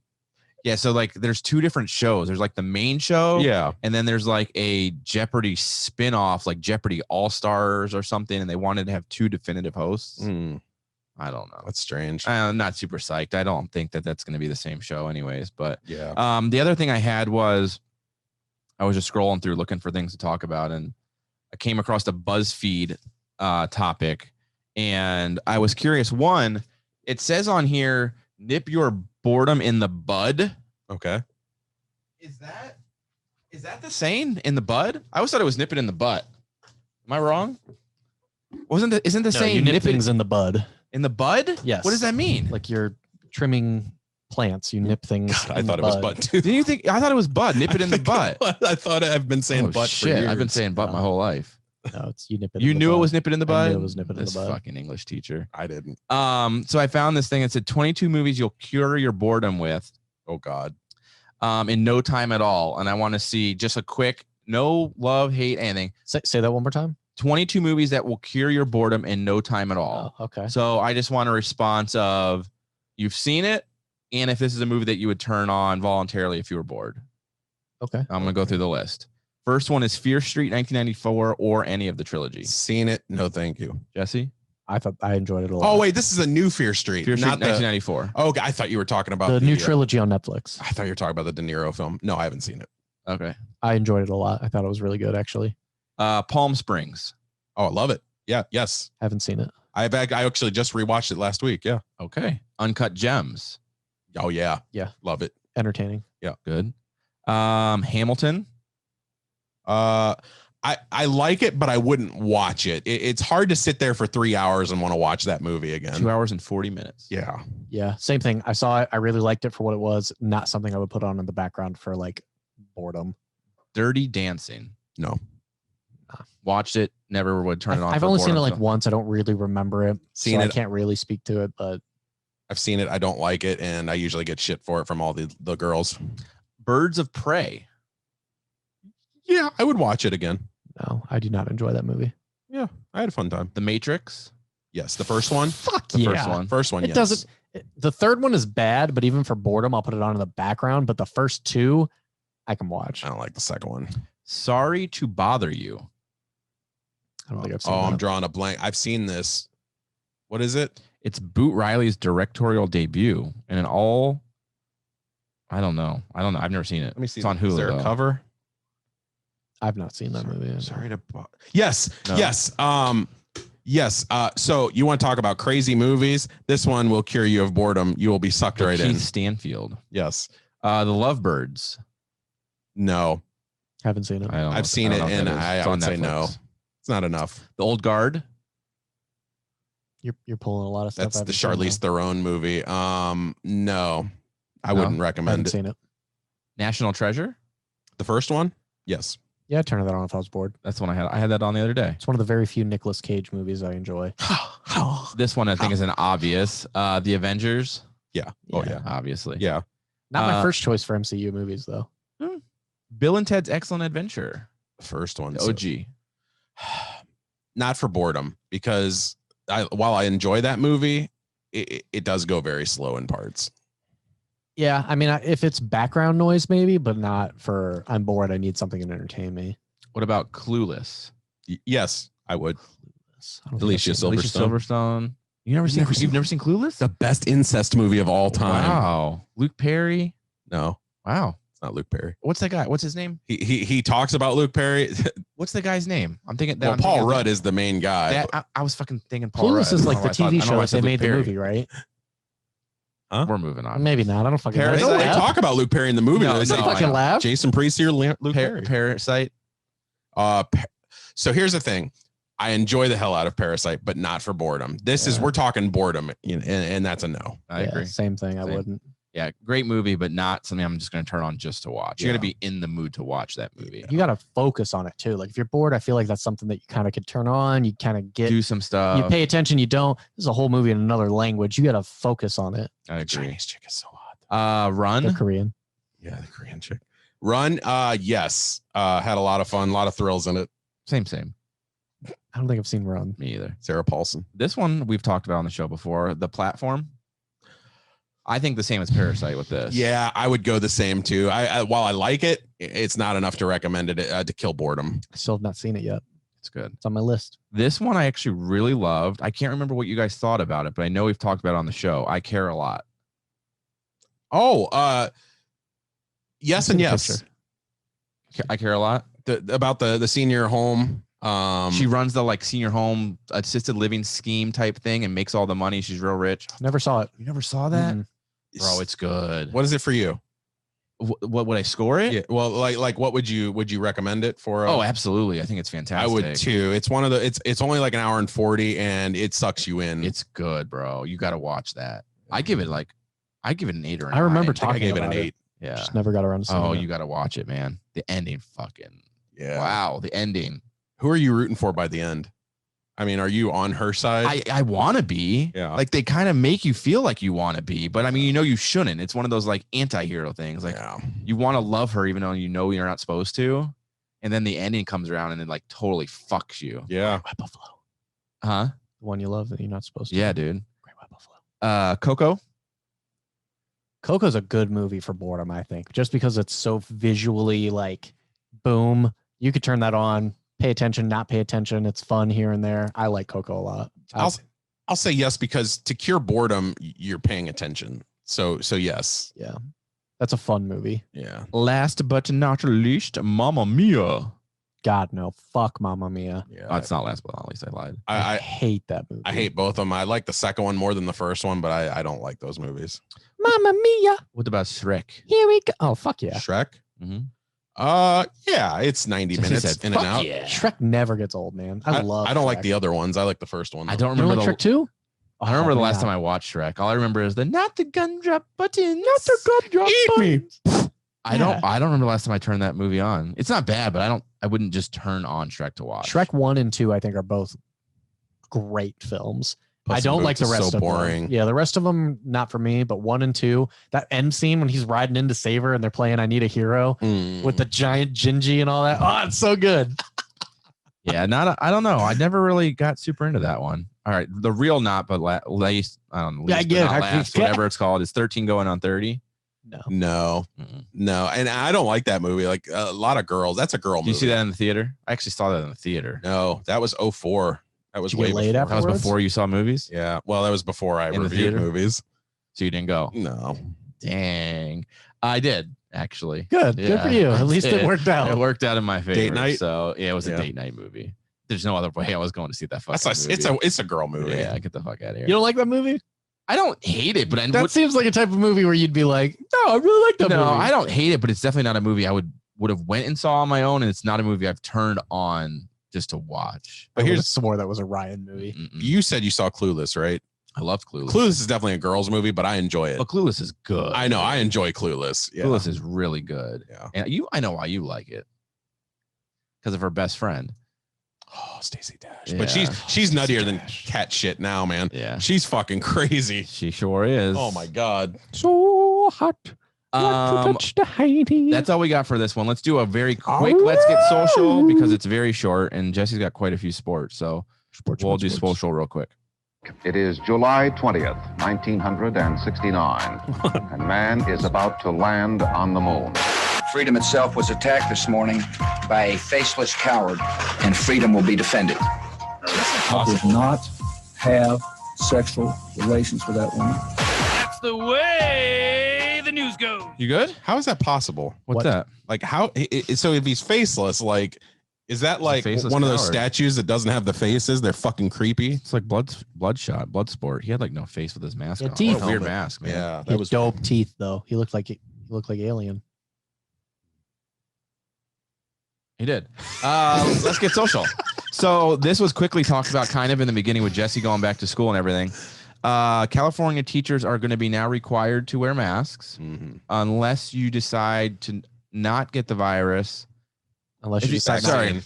All you have to do is not decide to get the virus. California people. Teachers are going to be What required. the fuck have we been doing to get the vaccine? If you do not get the vaccine, you have to test every week.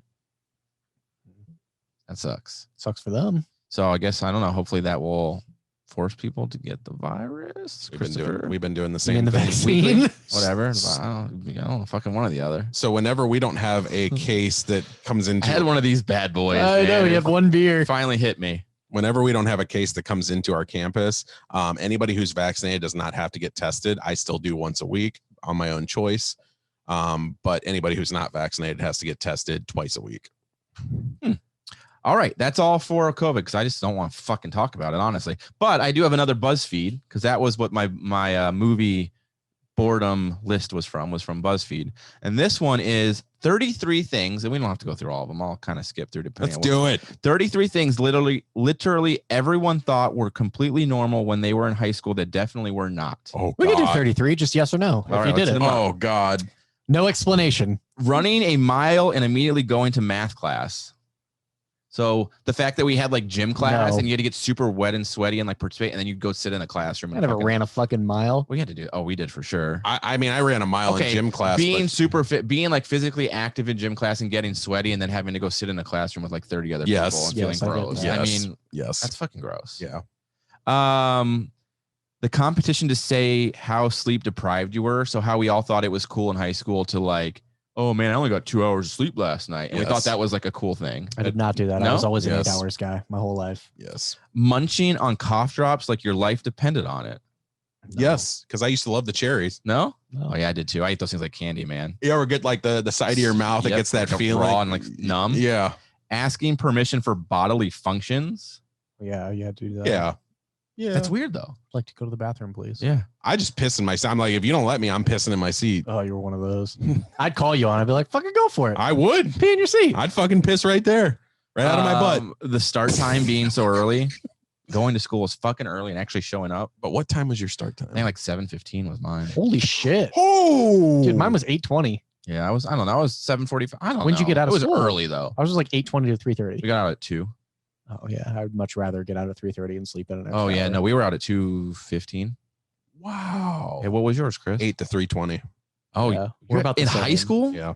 Oh man, I Yeah, loved man. getting out at 2:00. That was love. Oh no, that's Nah, man. cool. Middle school was 3. Oh wow, damn. That's just I very. thought it was the same across the board for everyone. I thought it was I did too. post-secondary my last 2 years, so I got out a little bit earlier, but that was my own schedule. Weird. The intense allegiance to whatever foreign language you learned.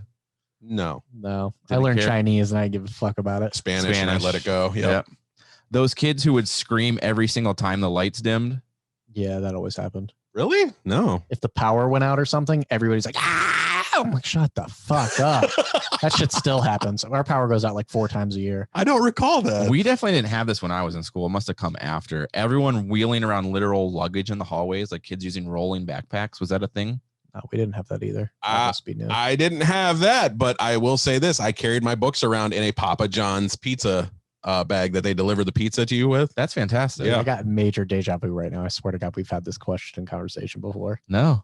It's weird. Yeah, dude. I will say this though. I carried my books around in a Papa John's pizza bag. Dude, I got major deja vu we talk about right this now. right I could now? have swore we've had this question and conversation I before. will say 30% of the girls in the school having a knee brace at one point. A knee brace? I have seen my fair share of knee braces. Not 33%.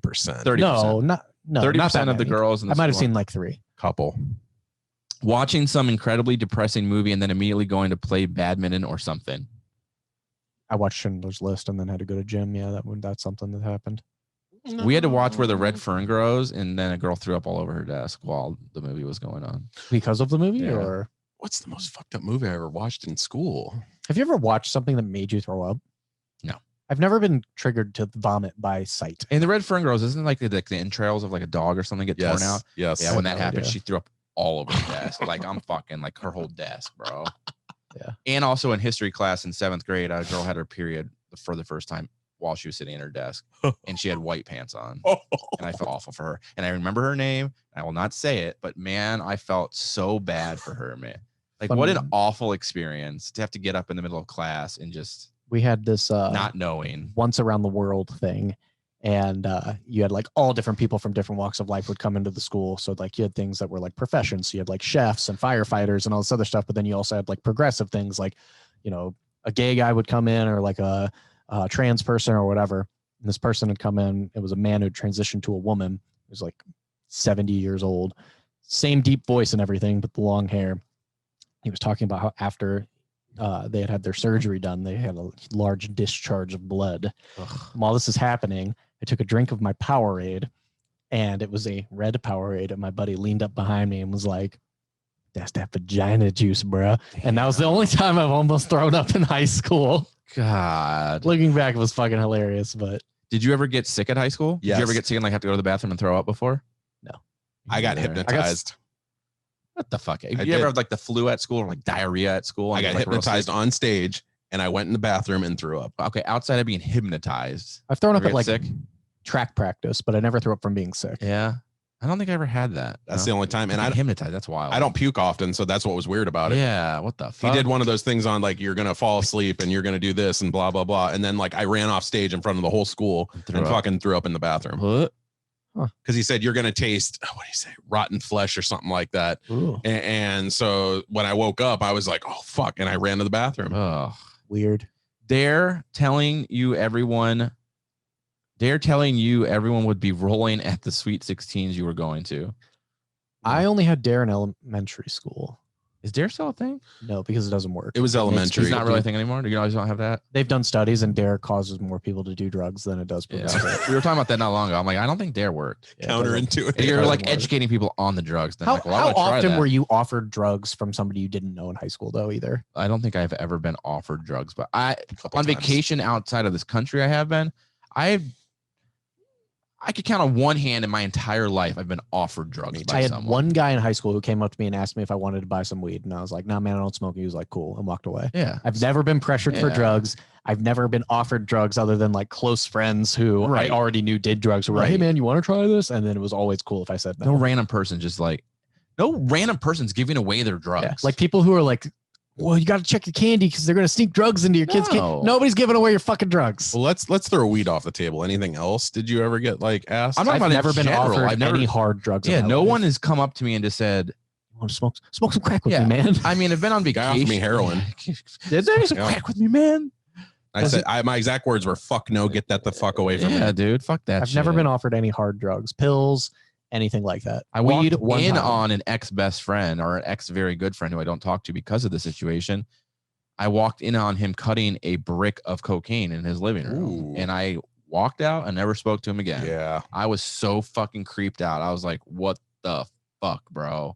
I wanted nothing to do with We that. could both sniff it. Nope. That one kid that always wore shorts no matter the weather. That was Yes. Cody. That was Chris. Yes. My boy Cody. That was me. though. That was me up until high school. I used to wear shorts like throughout middle school because I thought it was cool to like, oh yeah, fuck the cold. I'll wear shorts. Do you know Cody? Yeah. Yeah. Cody didn't wear a single pair of jeans until he was in 11th grade. I was with him the first time he wore jeans, and he was like, these are super comfortable. What's the weirdest thing you He did? bought them off of my friend. What's the weirdest thing you did in any age range of school to impress girls that you thought was you were doing because you thought it was cool and you were going to impress girls by doing it? So this just reminded me of like the short thing. I thought wearing shorts was going to be like girls would be like, oh man, he's a badass. It's 20 degrees out and he's in shorts. And I remember in middle school, we had to go, the bus took us to one school and dropped us off. And then we had to get another bus to go from that school to like our actual school. So we would like get off and there was a line. And I remember wearing shorts all the time. And I remember being like big blocks of ice or like snow, like real thick. And I would crack them over my head. And I thought it was like the coolest thing. And I was like impressing like these You're middle just school. the dumbass that breaks ice over Yeah, his I was like head. impressing these middle school girls because I was wearing shorts and like taking big things of ice and like cracking them over my head. And I thought it was the coolest thing. Oh, I want to bang him. Dude, it was so stupid. I was in probably like 5th grade, maybe. Maybe even younger. I don't Ryan, remember. nobody's got fucked with fucking cargo shorts Dude, since I now. don't fucking know. What's the stupidest thing you've ever done? What's the stupidest thing you ever did that you thought was So- impressing women? So I didn't think that we were impressing women. We thought that we were tricking them. Okay. There was this guy. His name was Brandon. He was a gay guy. and he was friends with all the hottest girls at North, all the fucking, just the finest chicks at the school, all hung out with him. And he would have sleepovers with them and all this other stuff. And we were convinced that Brandon was not actually gay and that it was an act so that he would be cool with them. And then he could go over and just watch them get all undressed for their sleepovers and shit. So me and a friend of mine had Operation Gay. Oh my God. And we got, I don't remember what the fuck he wore, but I had like this super like flamboyant belt that I thought made me look gay. And we would wear it anytime we were around these girls. So that we could get in with them. Did it ever work? No, fuck no. We had Can like, we name this episode Flamboyant Gay or Operation Gay? Oh my God. I'm not even trying after that. it didn't work. Oh yeah. Chris? No. Yes, you have to. You have to. Those answer two it. are great, It's and I'm okay. not even touching It's that. okay. You What guys is already yours? know mine. Mine was just that stupid incident at Taco Bell that got my virginity deflowered. Oh, did it? Seems like it worked then. Well, it did. Yeah. Mine didn't get me laid, and Jesse didn't get laid. Yeah, it So I didn't think get me yours laid. actually worked. I spit out a Nacho Belgrande at a drive-by window.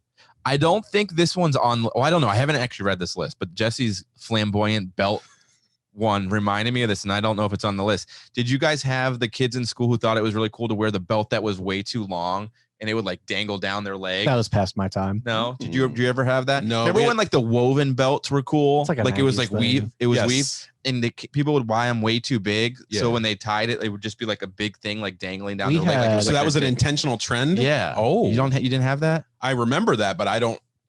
Yeah. I always thought that was fucking We had weird. extra long chains because everybody wanted a chain. Chain wallets wallet, were But ours. no, not the chain wallet. Okay. Neck chains. But it wasn't like today you'll see like actual like silver chain or gold chain or something. These were like dog tags. Yeah. But people would snap them together so they were like as Real long. I had a buddy who was like 6 foot tall in like 8th grade, and it went all the way down past his knees. Jesus. Theater kids being out of control first thing in the morning. Yes. I don't remember that. Yes. We didn't have many theater kids in my school. No. Ours did a demonstration on the front steps of Ellet. Like they did a demonstration of like a death happening. I think it was for prom coming up, like don't drink and drive and all Yeah. that shit. And while I appreciate the message, it was the craziest shit I ever saw in my life. Like they're hacking each other. I'm like, what does that have to do with fucking drinking? Like hack the other one with an axe and stuff. I'm They were like, trying to impress girls. Drink bro. one more beer and find out what happens. it's got nothing to do with drinking. Eating hamburgers and milk at 11:30 in the morning. Oh, I never ate a single school lunch. No. No, I packed You lunch were a every baller. day. I didn't dude, fuck those with that. pizzas, man. The Pizzas the were Mexican pizzas. I when would you get their roll 'em French up. fries sometimes for 50 cents, and that was the extent of it. I With love school cheese? lunches. I told you guys my scam where I would go around and tell people I forgot my lunch money and then just collect a shit ton of money every day at lunch. Ever told you that on the show? Fat fuck. Oh no, I wouldn't. It wasn't. I didn't use it to buy lunch. I just used it to fucking pocket it. They were, man, I forgot my lunch money today. Can I have $1? And I would do that to like every fucking lunch table, and I would just fucking pocket a shit ton of You money. come around, they're like, here comes that broke ass bitch again. Hey, whatever, it worked. We had a guy that people would throw change and he would chase after it. Now looking at it back, it was kind of sad, but at the time we called him quarters, and Wow. we'd just be like, and we had one buddy who could snap like a penny forever. He'd snap a nickel and go flying down the hallway, and that dude would chase after it. Damn, dude. This is kind of the same as the last one. It says eating calzones at the crack of dawn. I never had a fucking school calzone. I was going to say, Sounds we've never had fantastic. calzones. I go to Sbarro for my calzones. Eating spicy fried chicken with milk, eating pepperoni pizza with milk, and drinking milk with enchiladas. I don't drink milk by Where the itself. fuck are they going to school? It's got enchiladas and spicy chicken and Yeah. And I don't drink milk by itself. Like I'll put it in I like love milk. I love cereal, obviously, or I'll drink like chocolate or strawberry milk, but I'm not just gonna drink just milk. Oh, I'll dude. straight up chug a glass. of strawberry cold milk is one of the best things. And that's like a high school staple. I don't know if I've had it since Nasty. high school. Strawberry milk's great. Strawberry milk's nasty. Oh, you're Least crazy, favorite man. one. That was like the redheaded step. Never mind. Dude just straight up moaning all the time. Oh, yeah. Yes, study hall. We used to like there was a guy that would put his head down like on his desk and go, oh. Sounds like a fucking chimpanzee. Learning how to dance in gym class. Did you guys learn how to break it down in gym class? No. What the fuck? I didn't either. Yeah, but this is high school, right? This was high school really had us doing mandatory dance units in physical education because they consider that more useful skill than doing our taxes. Not in high school. I did grade school. We did that. It's electric. Oh, Boogie, yeah. woogie. I've never been taught to dance by any school function. Debating incredibly serious topics 20 minutes after you woke up. Oh, whatever. Yeah. No, Fights breaking out just as the sun was rising. that happened a lot. I'm sure at your school. Fights, bro. Yeah, bro. It was always the end of the day. It wasn't the start. We had a lot after school let out. Like Yeah. after the final bell, I felt like there was just a fucking fight all the time. Yeah. Because everyone was like going to their car and just be parking lot fights, just consistent. I got in, I mean, every day my freshman year in Falls was that's what it was. That's why I left Falls. Yeah. Hugging everyone like they were crossing the Atlantic to start a new life in America to never be seen again. No, yeah, that happened. Yeah. Repeat that one more time. Hugging everyone like they were crossing the Atlantic to start a new life in America, never to be seen again. Fuck no. That is what happens though. When you graduate from high school, 80% of the people that you went to school with, you never see again. True. Yeah. The same thing. The very random things used as passes. Like what kind of weird things did your teachers use as like a hall pass? We had universal passes. Did you? Yeah. Oh, it was a big, huge keychain. What was it? One time it was a big keys, a car rim. pencils. It was a car rim one time. Yeah. Yeah, we had some random ass shit too. Lunch speed runs. Why did they give us 20 minutes to eat and like just having to eat your lunch really fast? Oh yeah. Real fast. Yeah. Spending weeks learning how to balance a checkbook. Nope. No, that never happened. Teachers Still going don't have to a extreme checkbook. measures. My chemistry teacher's solution to people stealing her calculators was she glued it to a brick. Yeah. Do you have any weird shit like that? What? Do you do any weird shit like that? We had my math teacher, Jamie Merrill, who we were all in love with. She had she would put the homework out, like she'd just print it all out and get it prepared for the week. And we found out it was all in the front desk, so we would just get it all done on Monday, and then we just fucked around all week. So she would like hide that shit. And anytime we would ask, when are we going to use this in life? She was a math teacher. She would make us deposit money into a little coin jar and all this other shit. Dude, this one is funny and it's so fucking true. Because I remember a girl specifically that met this criteria. The one girl in school who was way too into horses. Yes. Danelle Kantorowski, and I'll say it right now. Yep. Katriana Kobe luck. I never had a horse person, but I'm waiting for the wolf kid and like all that shit. Dude, I remember this girl who was super into horses, and I remember her bringing into art class one day, like printed out pictures of her like doing a photo shoot on a horse. Dude, I swear. And she was fine as fuck. So it was super cool. Too. But I'm like, she was way into it, and it was really funny. Mine was so she was a horse girl, and she was super religious at the time. So like everybody was like, all the guys wanted to get with her, but like they couldn't because she was so super religious and she was restricted. So, but yeah, she was so sexy though, man. Fart seats. Oh yeah. Fart seats. Why did people in high school say the person before you farted on the seat, if you sat down on the seat, was warm? Yeah. Oh, never heard of that. No. Oh yeah. I mean, I've always heard like warm asses and shit. Yeah. But, like never like called it a fart seat. I hated that on toilets. Being immediately behind. Yeah, that's true. You miss one day in high school, you're fucked. Every day of my life. That's a math teacher thing, apparently. People using a titanic amount of paper towels in the bathroom, just shoveling them all over. Me. Yeah, that was you? Yeah. Well, first of all, like I would do the trick where you'd wet it and put it on the ceiling, and I would also do it where I'd stuff it down the toilet too. This fucking guy. Did either of you ever take a shit at your high school? Absolutely. Yeah. I've never once taken a shit at my high school. Are you an anti-public pooper? All they had were fucking curtains. Yeah, we did too. had doors though. We had actual doors. You fucking entitled bastard. Did you get the roll at the top? Yeah, and somebody would always run in and like fucking open the curtain. Bro, or some I did a shit. craft never show do at that. Ellid, and I walked in the bathroom and saw the fucking shower curtains. I'm like, what the fuck? I could probably light flashing, like it looked like an truck stop. Fuck. I could probably count on two hands how many times I even pissed in my high school. I Really? did not fuck with the bathroom. You didn't have to go to the bathroom? No, man, fuck that shit. Never drank? Or What did you do? I was gonna say, you know, Hold it. eat and Hold it. fuck that. At that time, I didn't care. I am. If I gotta go, I'm going. Yeah, I me ain't too. holding it and being uncomfortable. I'm not. Nah, I'm good. And I'll go. And somebody tried that shit on me once. They tried to rip the curtain up. It was one of my buddies, and I stood there, dude. My balls were right there, and I was like, "Come on in, boys!" And they never fucked with me again. What's your favorite public place to poop? Do you have a go-to? Ooh. Favorite public place to? I don't publicly poop very often. Like if it's an emergency. Yeah. Target's my go-to. Target's usually okay. Target's my go-to. Oh, so we're saying like businesses. Yeah, not like down the street at the neighbor's like driveway. Or You're talking about if like you're out public. in, like if I'm out in public and I'm shopping, or maybe I just had Chipotle and I gotta go to the bathroom, I'm not risking it going home. I'm just gonna go to Target and use their bathroom. Mhm. I might walk around because I'm there, but I'll use their bathroom and leave. Target's usually pretty solid. That's Yeah. probably my go-to, but I don't poop in public very often. I don't think I really have one anymore. I used to shit at Lions Park in Cuyahoga Falls all the time. Lions Park. Jeez. Like I shit I down didn't the even know they had slide one toilets time. there. Yeah. He's like, they don't. They don't. I'm not talking about it. I'm saying like in the woods of Lions Park. Oh, that's all I got for our BuzzFeed list of random things that we fucking did and didn't do in high school. So that leaves it up to Jesse to close out the show. Get to I'm know shocked there was nothing about like wolf people on that. Wolf there's people? always a kid that thought he was a fucking wolf or a dragon. I had both. Did you ever have a kid piss Or like in a the, cat girl. Did you ever have a kid piss in the bottle in the corner because they did a lockdown for Yes. drugs? I definitely had one that did that. Yeah, dude, he pissed right in the corner. Did you guys Fuck get the that. drug dogs? Oh yeah. Oh yeah, we got the drug dogs. We got did the drug full dogs a lot. lockdown. I remember. Did you guys ever drink from the eye washer in the science room? I did that. And I got in big trouble. I don't think we had an eye washer. You didn't have the eye wash out thing in chemistry class? I don't recall that. I got It up never in the even mi- occurred to me to I drink got from that. up in the middle of fucking class lecture in biology class and walked to the fucking thing in the back of the room and just started drinking water in the middle of the class. That's just not good, is it? Like it's like just water. It's just water. But I It's the thought same as they everything put something else. in that though. No, like, it's just water. It's just to Yeah. wash your eyes out. oh my god. Yeah. It's fucking stupid. I'm stupid, bro. Do sports. All right, goddamn. let's do sports. Fucking idiots. Swung and lined to deep left field. It is gone!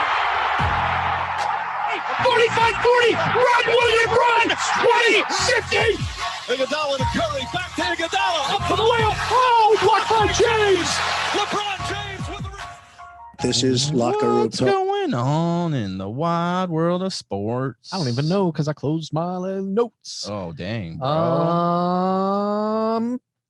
Hall of Fame game Hall of Fame game. recently happened. Who won? Your beloved Steelers won after a terrible showing of the starters. I wore my jersey in celebration. Yeah, you look like Charlie Brown. I look like a fucking baller. You look like a fucking convict. This is way cooler than any fucking You look like a Browns convict jersey, with bro. piss stains on the white stripes.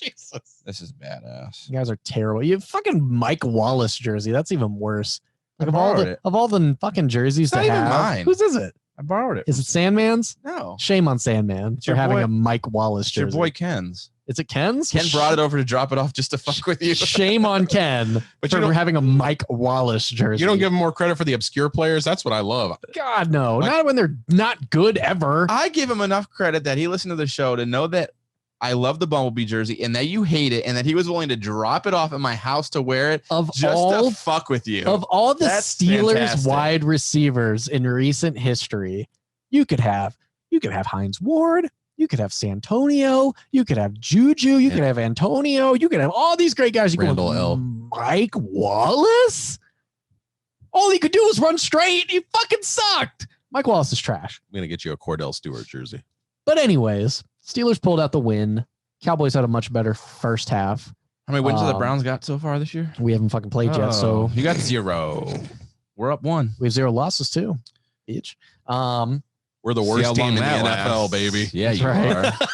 are. Bunch of bums. That being said, we have the Hall of Fame 2022 eligible players for the first time eligibility.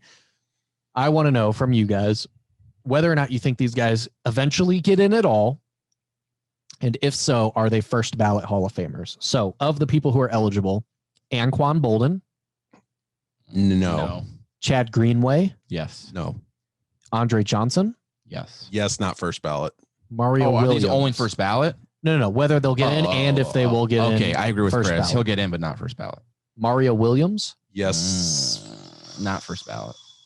Oh, yes. I'll say no first ballot just because the end of his career. the beginning of his career was amazing. Yeah. You think he's first ballot? No, I don't. Okay. I think he gets in eventually, but I think it'll be a little while. Yeah. Robert Mathis, No. Mm-mm. you don't think he gets in at all? Okay, that's the first one I disagree with. Steve Smith. Yes, first ballot. Wow, His stats are tremendous. they are. DeMarcus Ware. Yes, but This- no. This was the one. Yeah, so this was the one I was kind of juggling when I saw your list. He's Oh, is definitely there a getting list? in. I think DeMarcus Ware is the one that I feel is absolutely a first ballot. I think Oh. Steve Smith might take a year to get in. I'll say just because this, looking at the rest of this class, I kind of think this is a weak class. I'll say It's yes. not great. I'll say yes and yes. Okay, I think DeMarcus Ware is a first ballot Hall of Famer. Vince Wilfork. Yes and no. I think a no. I'm a no. really on the fence with him. it's hard with defensive tackles because it's not a statistic driven position and he was on so many winning teams. Yeah. But it's also like, I mean, how many defensive tackles are in the league that aren't dominant on their position? What's he? He's got the ring. Oh yeah, he's got some rings with New That England. might put him over. It could be, but he's not. I mean, he was a part of that defense, but he's not the key part of that defense. There were some amazing defenders on those teams. Yeah. And then finally, leading into topic number 2, Tony Anthony Romo. Is there even a question? I don't even know if that's his middle name. The best Division III quarterback of all time. Tony Romo. Does he get in? He's in. And is he a first? I say Hall yes of and Famer? yes. Man, I thought about this. Chris is yes and no. So here's the thing for me with Tony Romo. I have a love relationship with Tony Romo, and I defend him against everybody who talks about the greatest Cowboys quarterbacks of all time. I always tell everybody, statistically, Tony Romo is the greatest Cowboys quarterback of all time. And they look at me like I'm stupid when I say that. I said, look at his numbers compared to Staubach, compared to Aikman, who was not a throwing quarterback. He had Emmitt Smith. Yeah. Look at his numbers compared to the greats and tell me that. He's absolutely far and away. My problem, here comes the big but. Here's the big but. When it comes to quarterbacks, they always judge it by that one thing, and that's that ring. It don't mean a thing if you ain't got that ring, and he never even came close. Yeah. To me, as a gambling man, and I feel like they will look at his career, his post-career, like as an analyst now, he's the greatest analyst going. Yeah. Far and away. They will look at that too. They will eventually put him in. First class, no. I am so torn on this because I'm like you. I love Tony Romo. I think that he is hated on severely for no reason. It's unfair. I think that he came in and he was the first really successful guy after those dynasty years. And because of that, people expected for them to become the, America's team, Cowboys, the crazy, 90s dynasty type of level team. Yep. And he never got it done. I've gone back and forth because I've been thinking about it, because when Phillip Rivers retired, I thought he's absolutely going to be a Hall of Famer. And then I look at guys like Matt Ryan, and I don't think that Matt Ryan should be in the Hall of Fame, but he has an MVP. He's gone to a Super Bowl. He has a much better resume than Tony Romo. Yeah.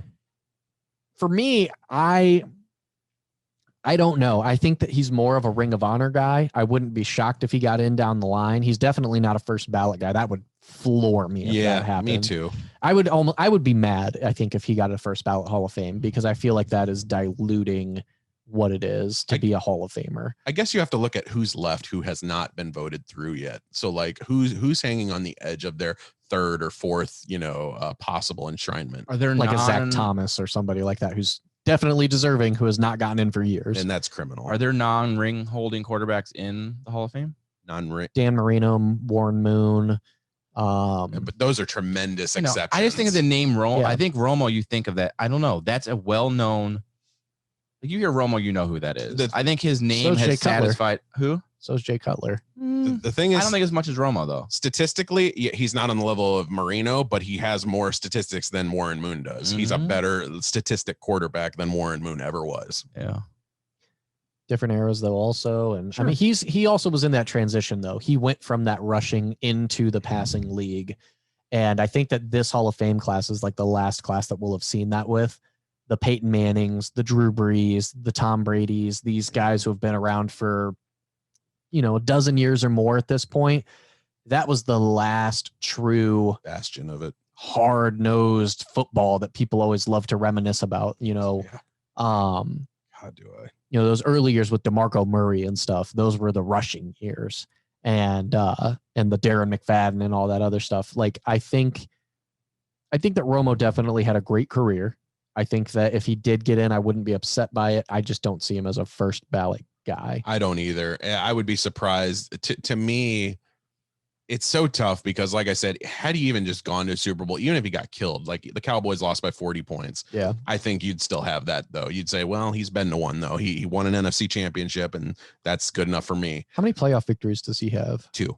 It's only 2? Yes. I didn't know if it was 2 or 3. Yes, 2. He is 2 and 4 in the playoffs. And that's the thing is, it's like when you look at his resume, just on paper, if you'd never watched the game before and you just had to go off of his numbers, if you let him into the Hall of Fame, what do you do with guys like Matt Ryan,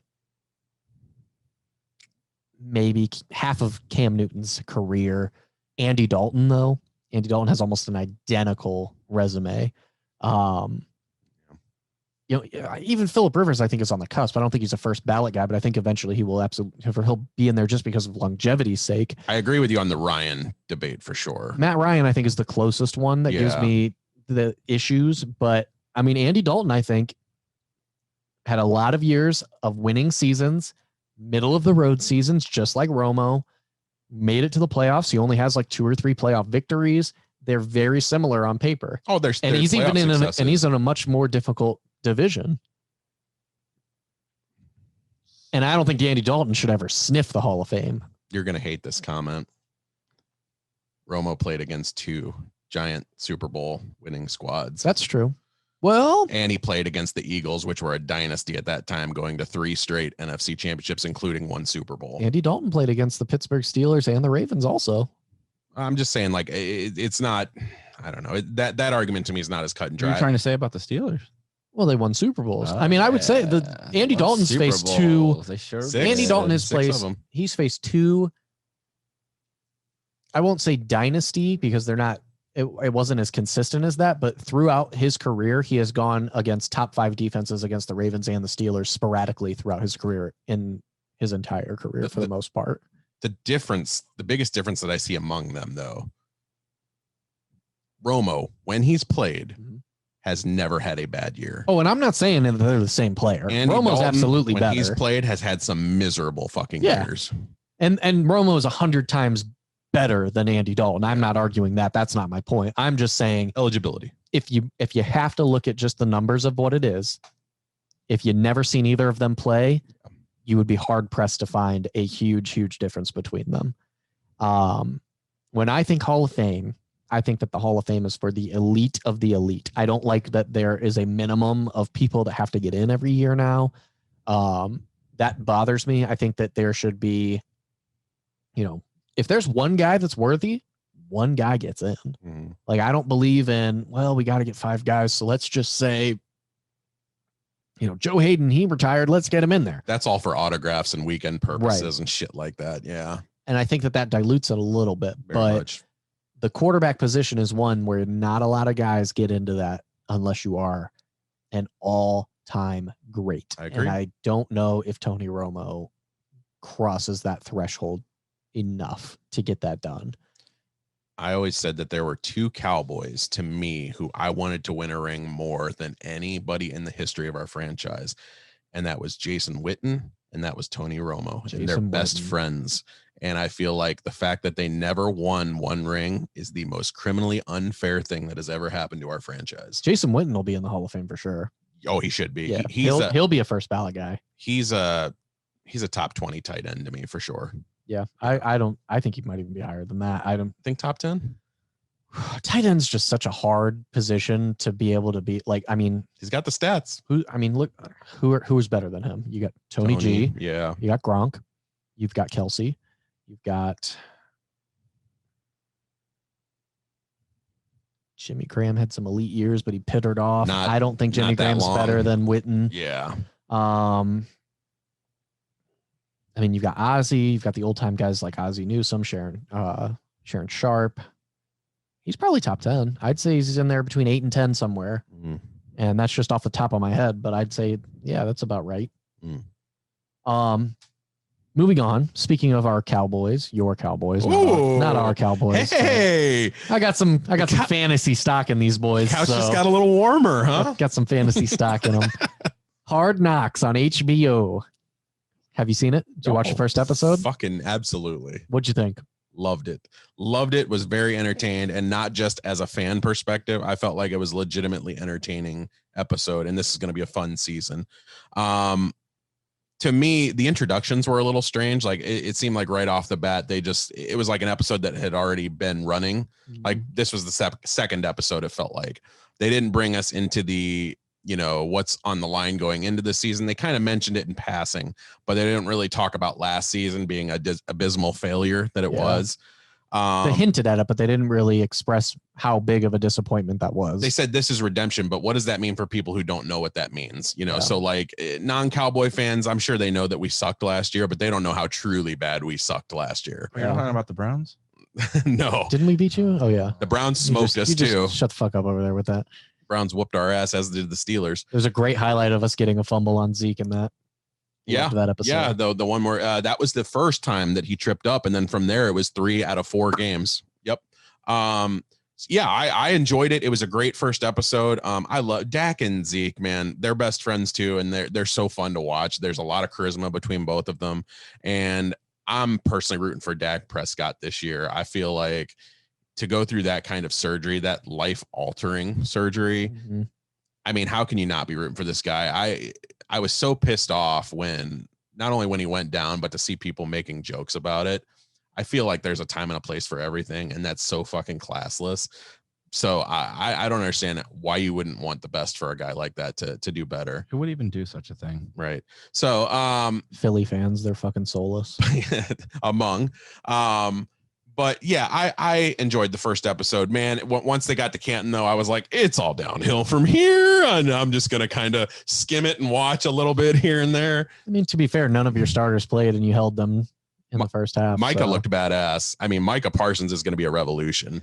Yeah. I didn't like how they introduced him, though. I mean, that dude was headbutting these dudes real hard. I'm like, that's probably not smart. You might want to tone that the fuck down. He's got a lot of growing to do. I felt like they kind of painted it in a bad light, though.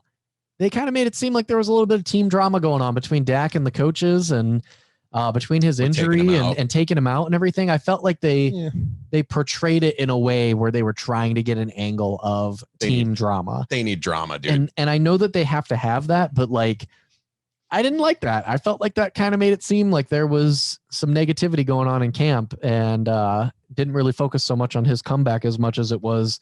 I feel like they're trying to capitalize on the Mike McCarthy thing, because we know about all the drama that happened with him and Aaron Rodgers when he got fired and then ended up in Dallas.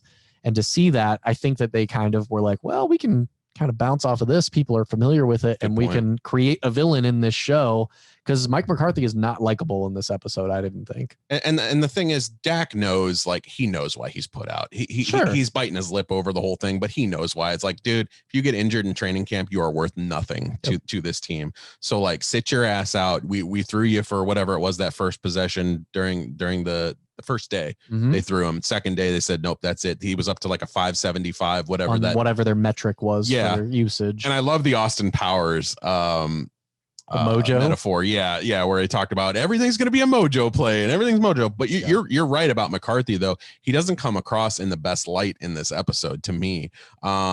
I'm not the biggest Mike McCarthy fan. He was not the guy that I wanted them to get when that vacancy was open. Yeah, I remember that. But I will say this, like, I like that he's kind of a hard edge coach, that like, if you suck, he's going to tell you suck. Yeah. And I think that's always been what this team needs. I'll give your Steelers another compliment here. I said, if I could go out and sign one coach and there was no restrictions and Jerry Jones was dead and more coaches would come to our team, it would be Mike Tomlin. That's the coach I want. Fantastic coach. You wouldn't take Coach of the Year, nope, Kevin Stefanski? Well, first Coach of the Year. That's how good he is. And how many Coach of the Years does Mike Tomlin have, by the way? Nope. I like Stefanski. That's right. None. We need a hard edge coach, though, that comes in here and rattles the cages of these bastards, because sometimes they let money and all these other perks get to their head. Yeah. What are you most excited for going forward with the show? What do you want to see the most out of your team, is in terms of maybe a player's background or something that you didn't know? What do you want to take from it? The hunger that I saw from Dak and from Micah Parsons, I want to see from everybody else, because I feel like they zeroed in on Zeke a little bit here and there during this episode, but I feel like he's not where he should be still. Like, it seems like he doesn't have that hunger, that edge to get back to that first 4 years player that he was. I'm glad that they brought up the weight gain thing that he went through last year, because he seriously needs to trim it down again. He was a fat fuck. Yeah. Eating too much cereal. Yeah. He looked like an Ewok from fucking Star Wars. There's other people Still pick up his ball for him. What? There's other people have to pick up the ball for him. And that's the thing. He was the worst fucking fumbler last year in the league, far and away. So yeah, I want to see that. I want to see this team gel together as one. Honestly, man, I want to have confidence going into the season.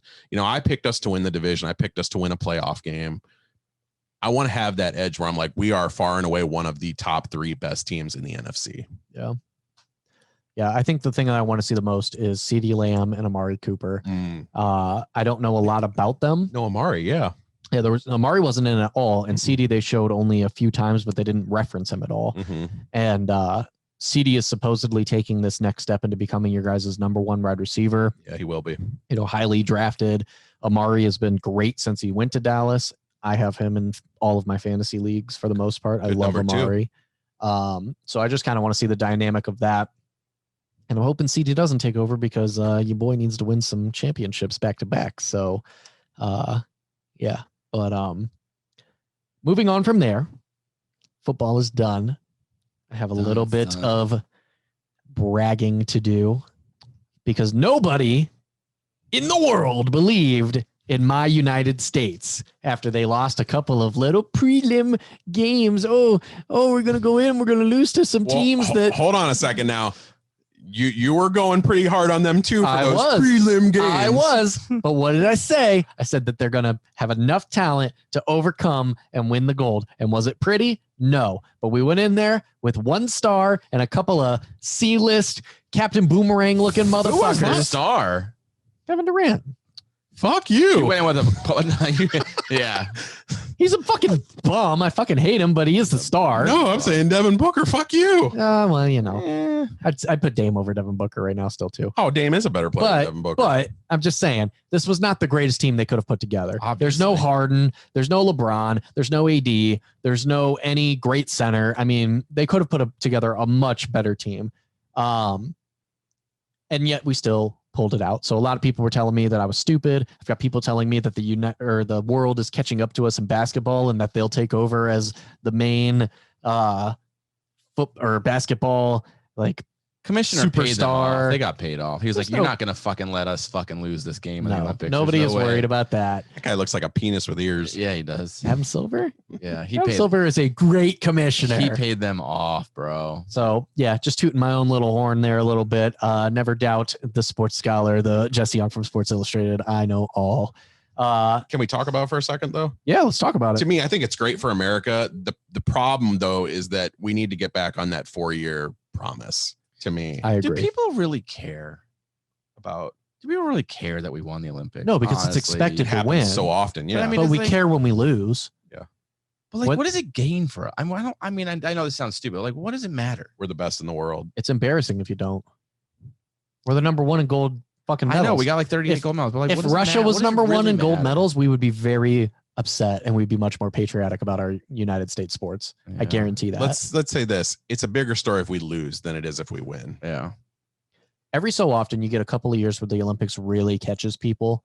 And I think that 2008 was the one. We had the great basketball team. We had Misty May out there dominating beach volleyball with a fine ass.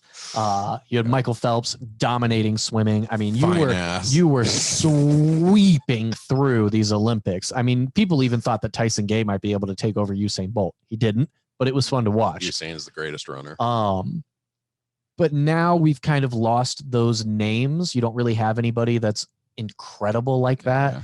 And then the people who were incredible, like Biles and stuff, she dropped out, so you didn't really have her to even back off of. Simone Biles will never ever drop out. And that was the greatest soundbite I have ever seen. When you sent that, I was like, God damn, what are the odds? Didn't claim right on that one though, did you? That's true.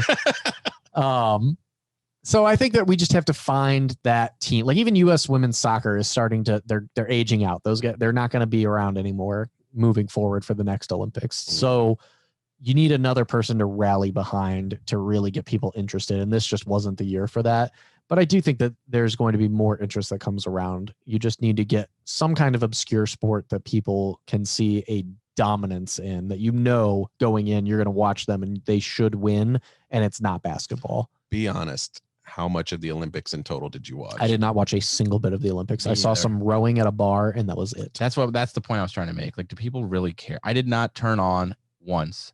The only Olympic news that I knew about was whatever little bit we talked about on this show. Outside of that, I didn't watch it. I turned on the basketball gold medal game as well at the very end. But it was I already knew that they won because I wasn't staying up until 2 a.m. to watch it. Do not judge me. I watched exactly 6 minutes of the Olympics, and it was while I was waiting for my order at Mr. Hero, and women's beach volleyball was playing. Well, I mean, it's the best thing to watch if you're going to watch anything, but I don't judge anybody that watches it. I used to feel like I used to get excited for the Olympics. Yeah. I thought it was cool to watch it. Now I'm just like, I don't really care. I like winter more. I've said that. Like, I like the Winter Olympics more than I do the summer. Do you think that's because patriotism is changing in this country because of all of the craziness that we've had over the last 4 to 5 years? I never watched the Olympics because of patriotism. I watched it because I thought it was exciting and then probably had nothing better to do. But you never watched it because you just wanted to see like America fucking dominate? Mm-mm. Oh, dude. Well, let me tell you a story, young Jesse. These athletes are woke, and I'm not going to support woke athletes. That's true. I will not follow any woke athletes. Yeah, I don't know. I think that is a big part of it also, though. I think a lot of people are like, fuck this. I don't really give a shit because, one, they don't give a fuck if America's being represented well because they're not happy with the state of our country. And the other side is the people who are upset that they're woke athletes and they don't want to support them. And it's just a big conglomerate of not being happy with what you're dealing with right now. Sticking it to the man. Side sports story. I saw Trump was speaking at a rally this week, and he brought up who was the team that lost America that was the real letdown? Soccer? Women's soccer, was it? Yes, they won the bronze instead of the gold. So he brought that up. And he probably said good because you didn't come to the White House when you won last time. Kind of. He probably did. So he brings it up. First of all, he brings up their name, the women's national soccer team, and everybody in the audience is booing. Yeah. Like booing them completely. Course. And then he goes, well, yeah, and that's the thing. Woke is associated with losers. And if you're woke, you are a loser. And I was like, damn, dude. But he's the fucking loser. You fucking lost, you bitch. I was like, dude, that's how you get those women to fucking break down that house and beat your ass. Yep. One last thing for sports. I don't know if you guys saw this or not. I sent it a couple days ago. I was hoping that you guys would look it up. But there was a French runner during the Olympics running some kind of a marathon. His name was Mourad Amdouni. And as they're running, French. He's French.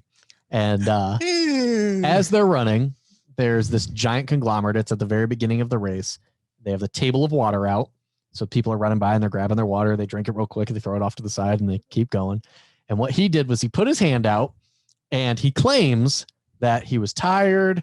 He, just wasn't like, hand-eye coordination. He knocks over every single fucking cup and grabs the last cup on the table and drinks it. Good for him. Every single one. There's like 20 people. They're in a large group at this point. 20 people behind him. No water for them. What place was he in? I have no idea. There were a couple of people ahead of him, but so many people run. There might have been somebody way ahead, maybe way behind. I have no clue. Hey, good for him. Do you guys think? Let's just assume for a second that he did it on purpose because it looks very much like he did it on purpose. Perfectly grabs the last cup. And he does. I mean, these things are going down like dominoes, and he grabs the very last one. Do you think that it is right or it is wrong? It is technically not against the rules.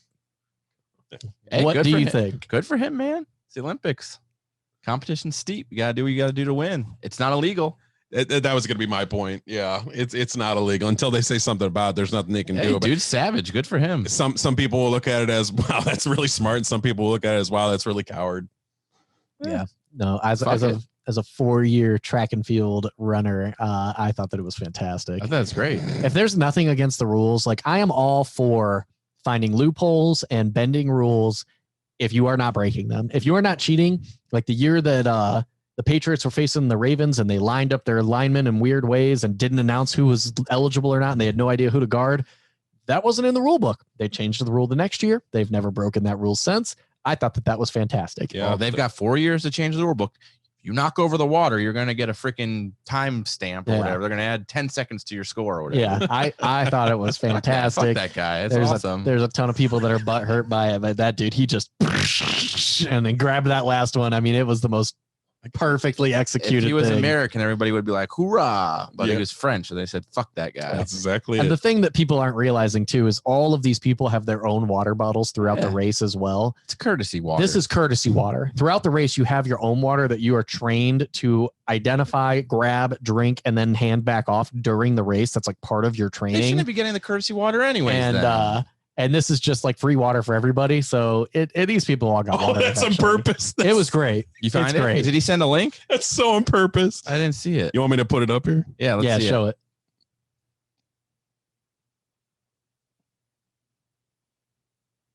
Ready? Bing, bing, bing, bing, bing, bing, bing, bing, bing, bing. Grab. Oh, bro, that's fantastic. Yeah, so on every purpose. single one. That's fan. You can't even claim that was an accident. Get the fuck out of I mean, here, he even bro. puts it out. They asked him afterwards. He was just like, I was very tired and it was hard for me to get my hand up. Like he played it off. And there's a ton of people who are like, I don't know for sure, but yeah, Either way, man, do what you got to do. that's right. I wish you won the gold for that. Ryan's So- like, that's awesome. Yeah, dude, that's fantastic. When it comes time for podcast Olympics, keep in mind, whatever rules aren't distinctly put in stone, we can tweak. So We can tweak whatever we Always want. better be That's- careful. that's all we got for sports We need today. a gold. We need a gold. We need a gold. Who's going to donate us a gold medal? Make sure you tune in to find out more about the podcast Olympics with Made to Motivate and some other fucking podcast that wants to compete with us and think that they're better. The Casuals Fantasy So Football. we will see if they can compete. Bo Anderson and Ken Corporal, Yes. versus Jesse Young and myself, with Christopher as the honorable referee or umpire or Whatever you need me for, all golf day QB. scorer. Who knows? If this goes well, maybe we could get a couple of local podcasts in on it and blow it up. Are there any other podcasts around? One of the biggest dynasty football podcasts in the world is right here in Northeast Ohio. Who's that? The Dynasty Nerds. Really? They're not far from us. Oh, okay. We're going to start the first annual podcast Olympics. Yeah. This is going to be the starter and we'll go from there. Be a guest on our show, too. Yeah. If you want to be a guest on our show, come join us. Got an empty spot right here on the couch. And we'll catch you on, or Chris is willing to share his seat as well. That's all for now. We'll catch you on the next one. Thanks for tuning in, y'all. That is Made to Motivate Podcast. Make sure you tune into the show every week. Like, share, subscribe, hit the bell on YouTube so you know when the new videos launch. And check out our pages individually if you can. We appreciate the support. At Jesse Young SI on Twitter. Chris the Film Freak Kessinger. Check out the Film Freak Review page on Facebook. And I am Ryan Weiss. You can check out rockeverywhereinc.etsy.com to follow my art and apparel page. We appreciate the support. And of course, at Made to Motivate Podcast on all social media sites. Thanks again, and we'll check you next week.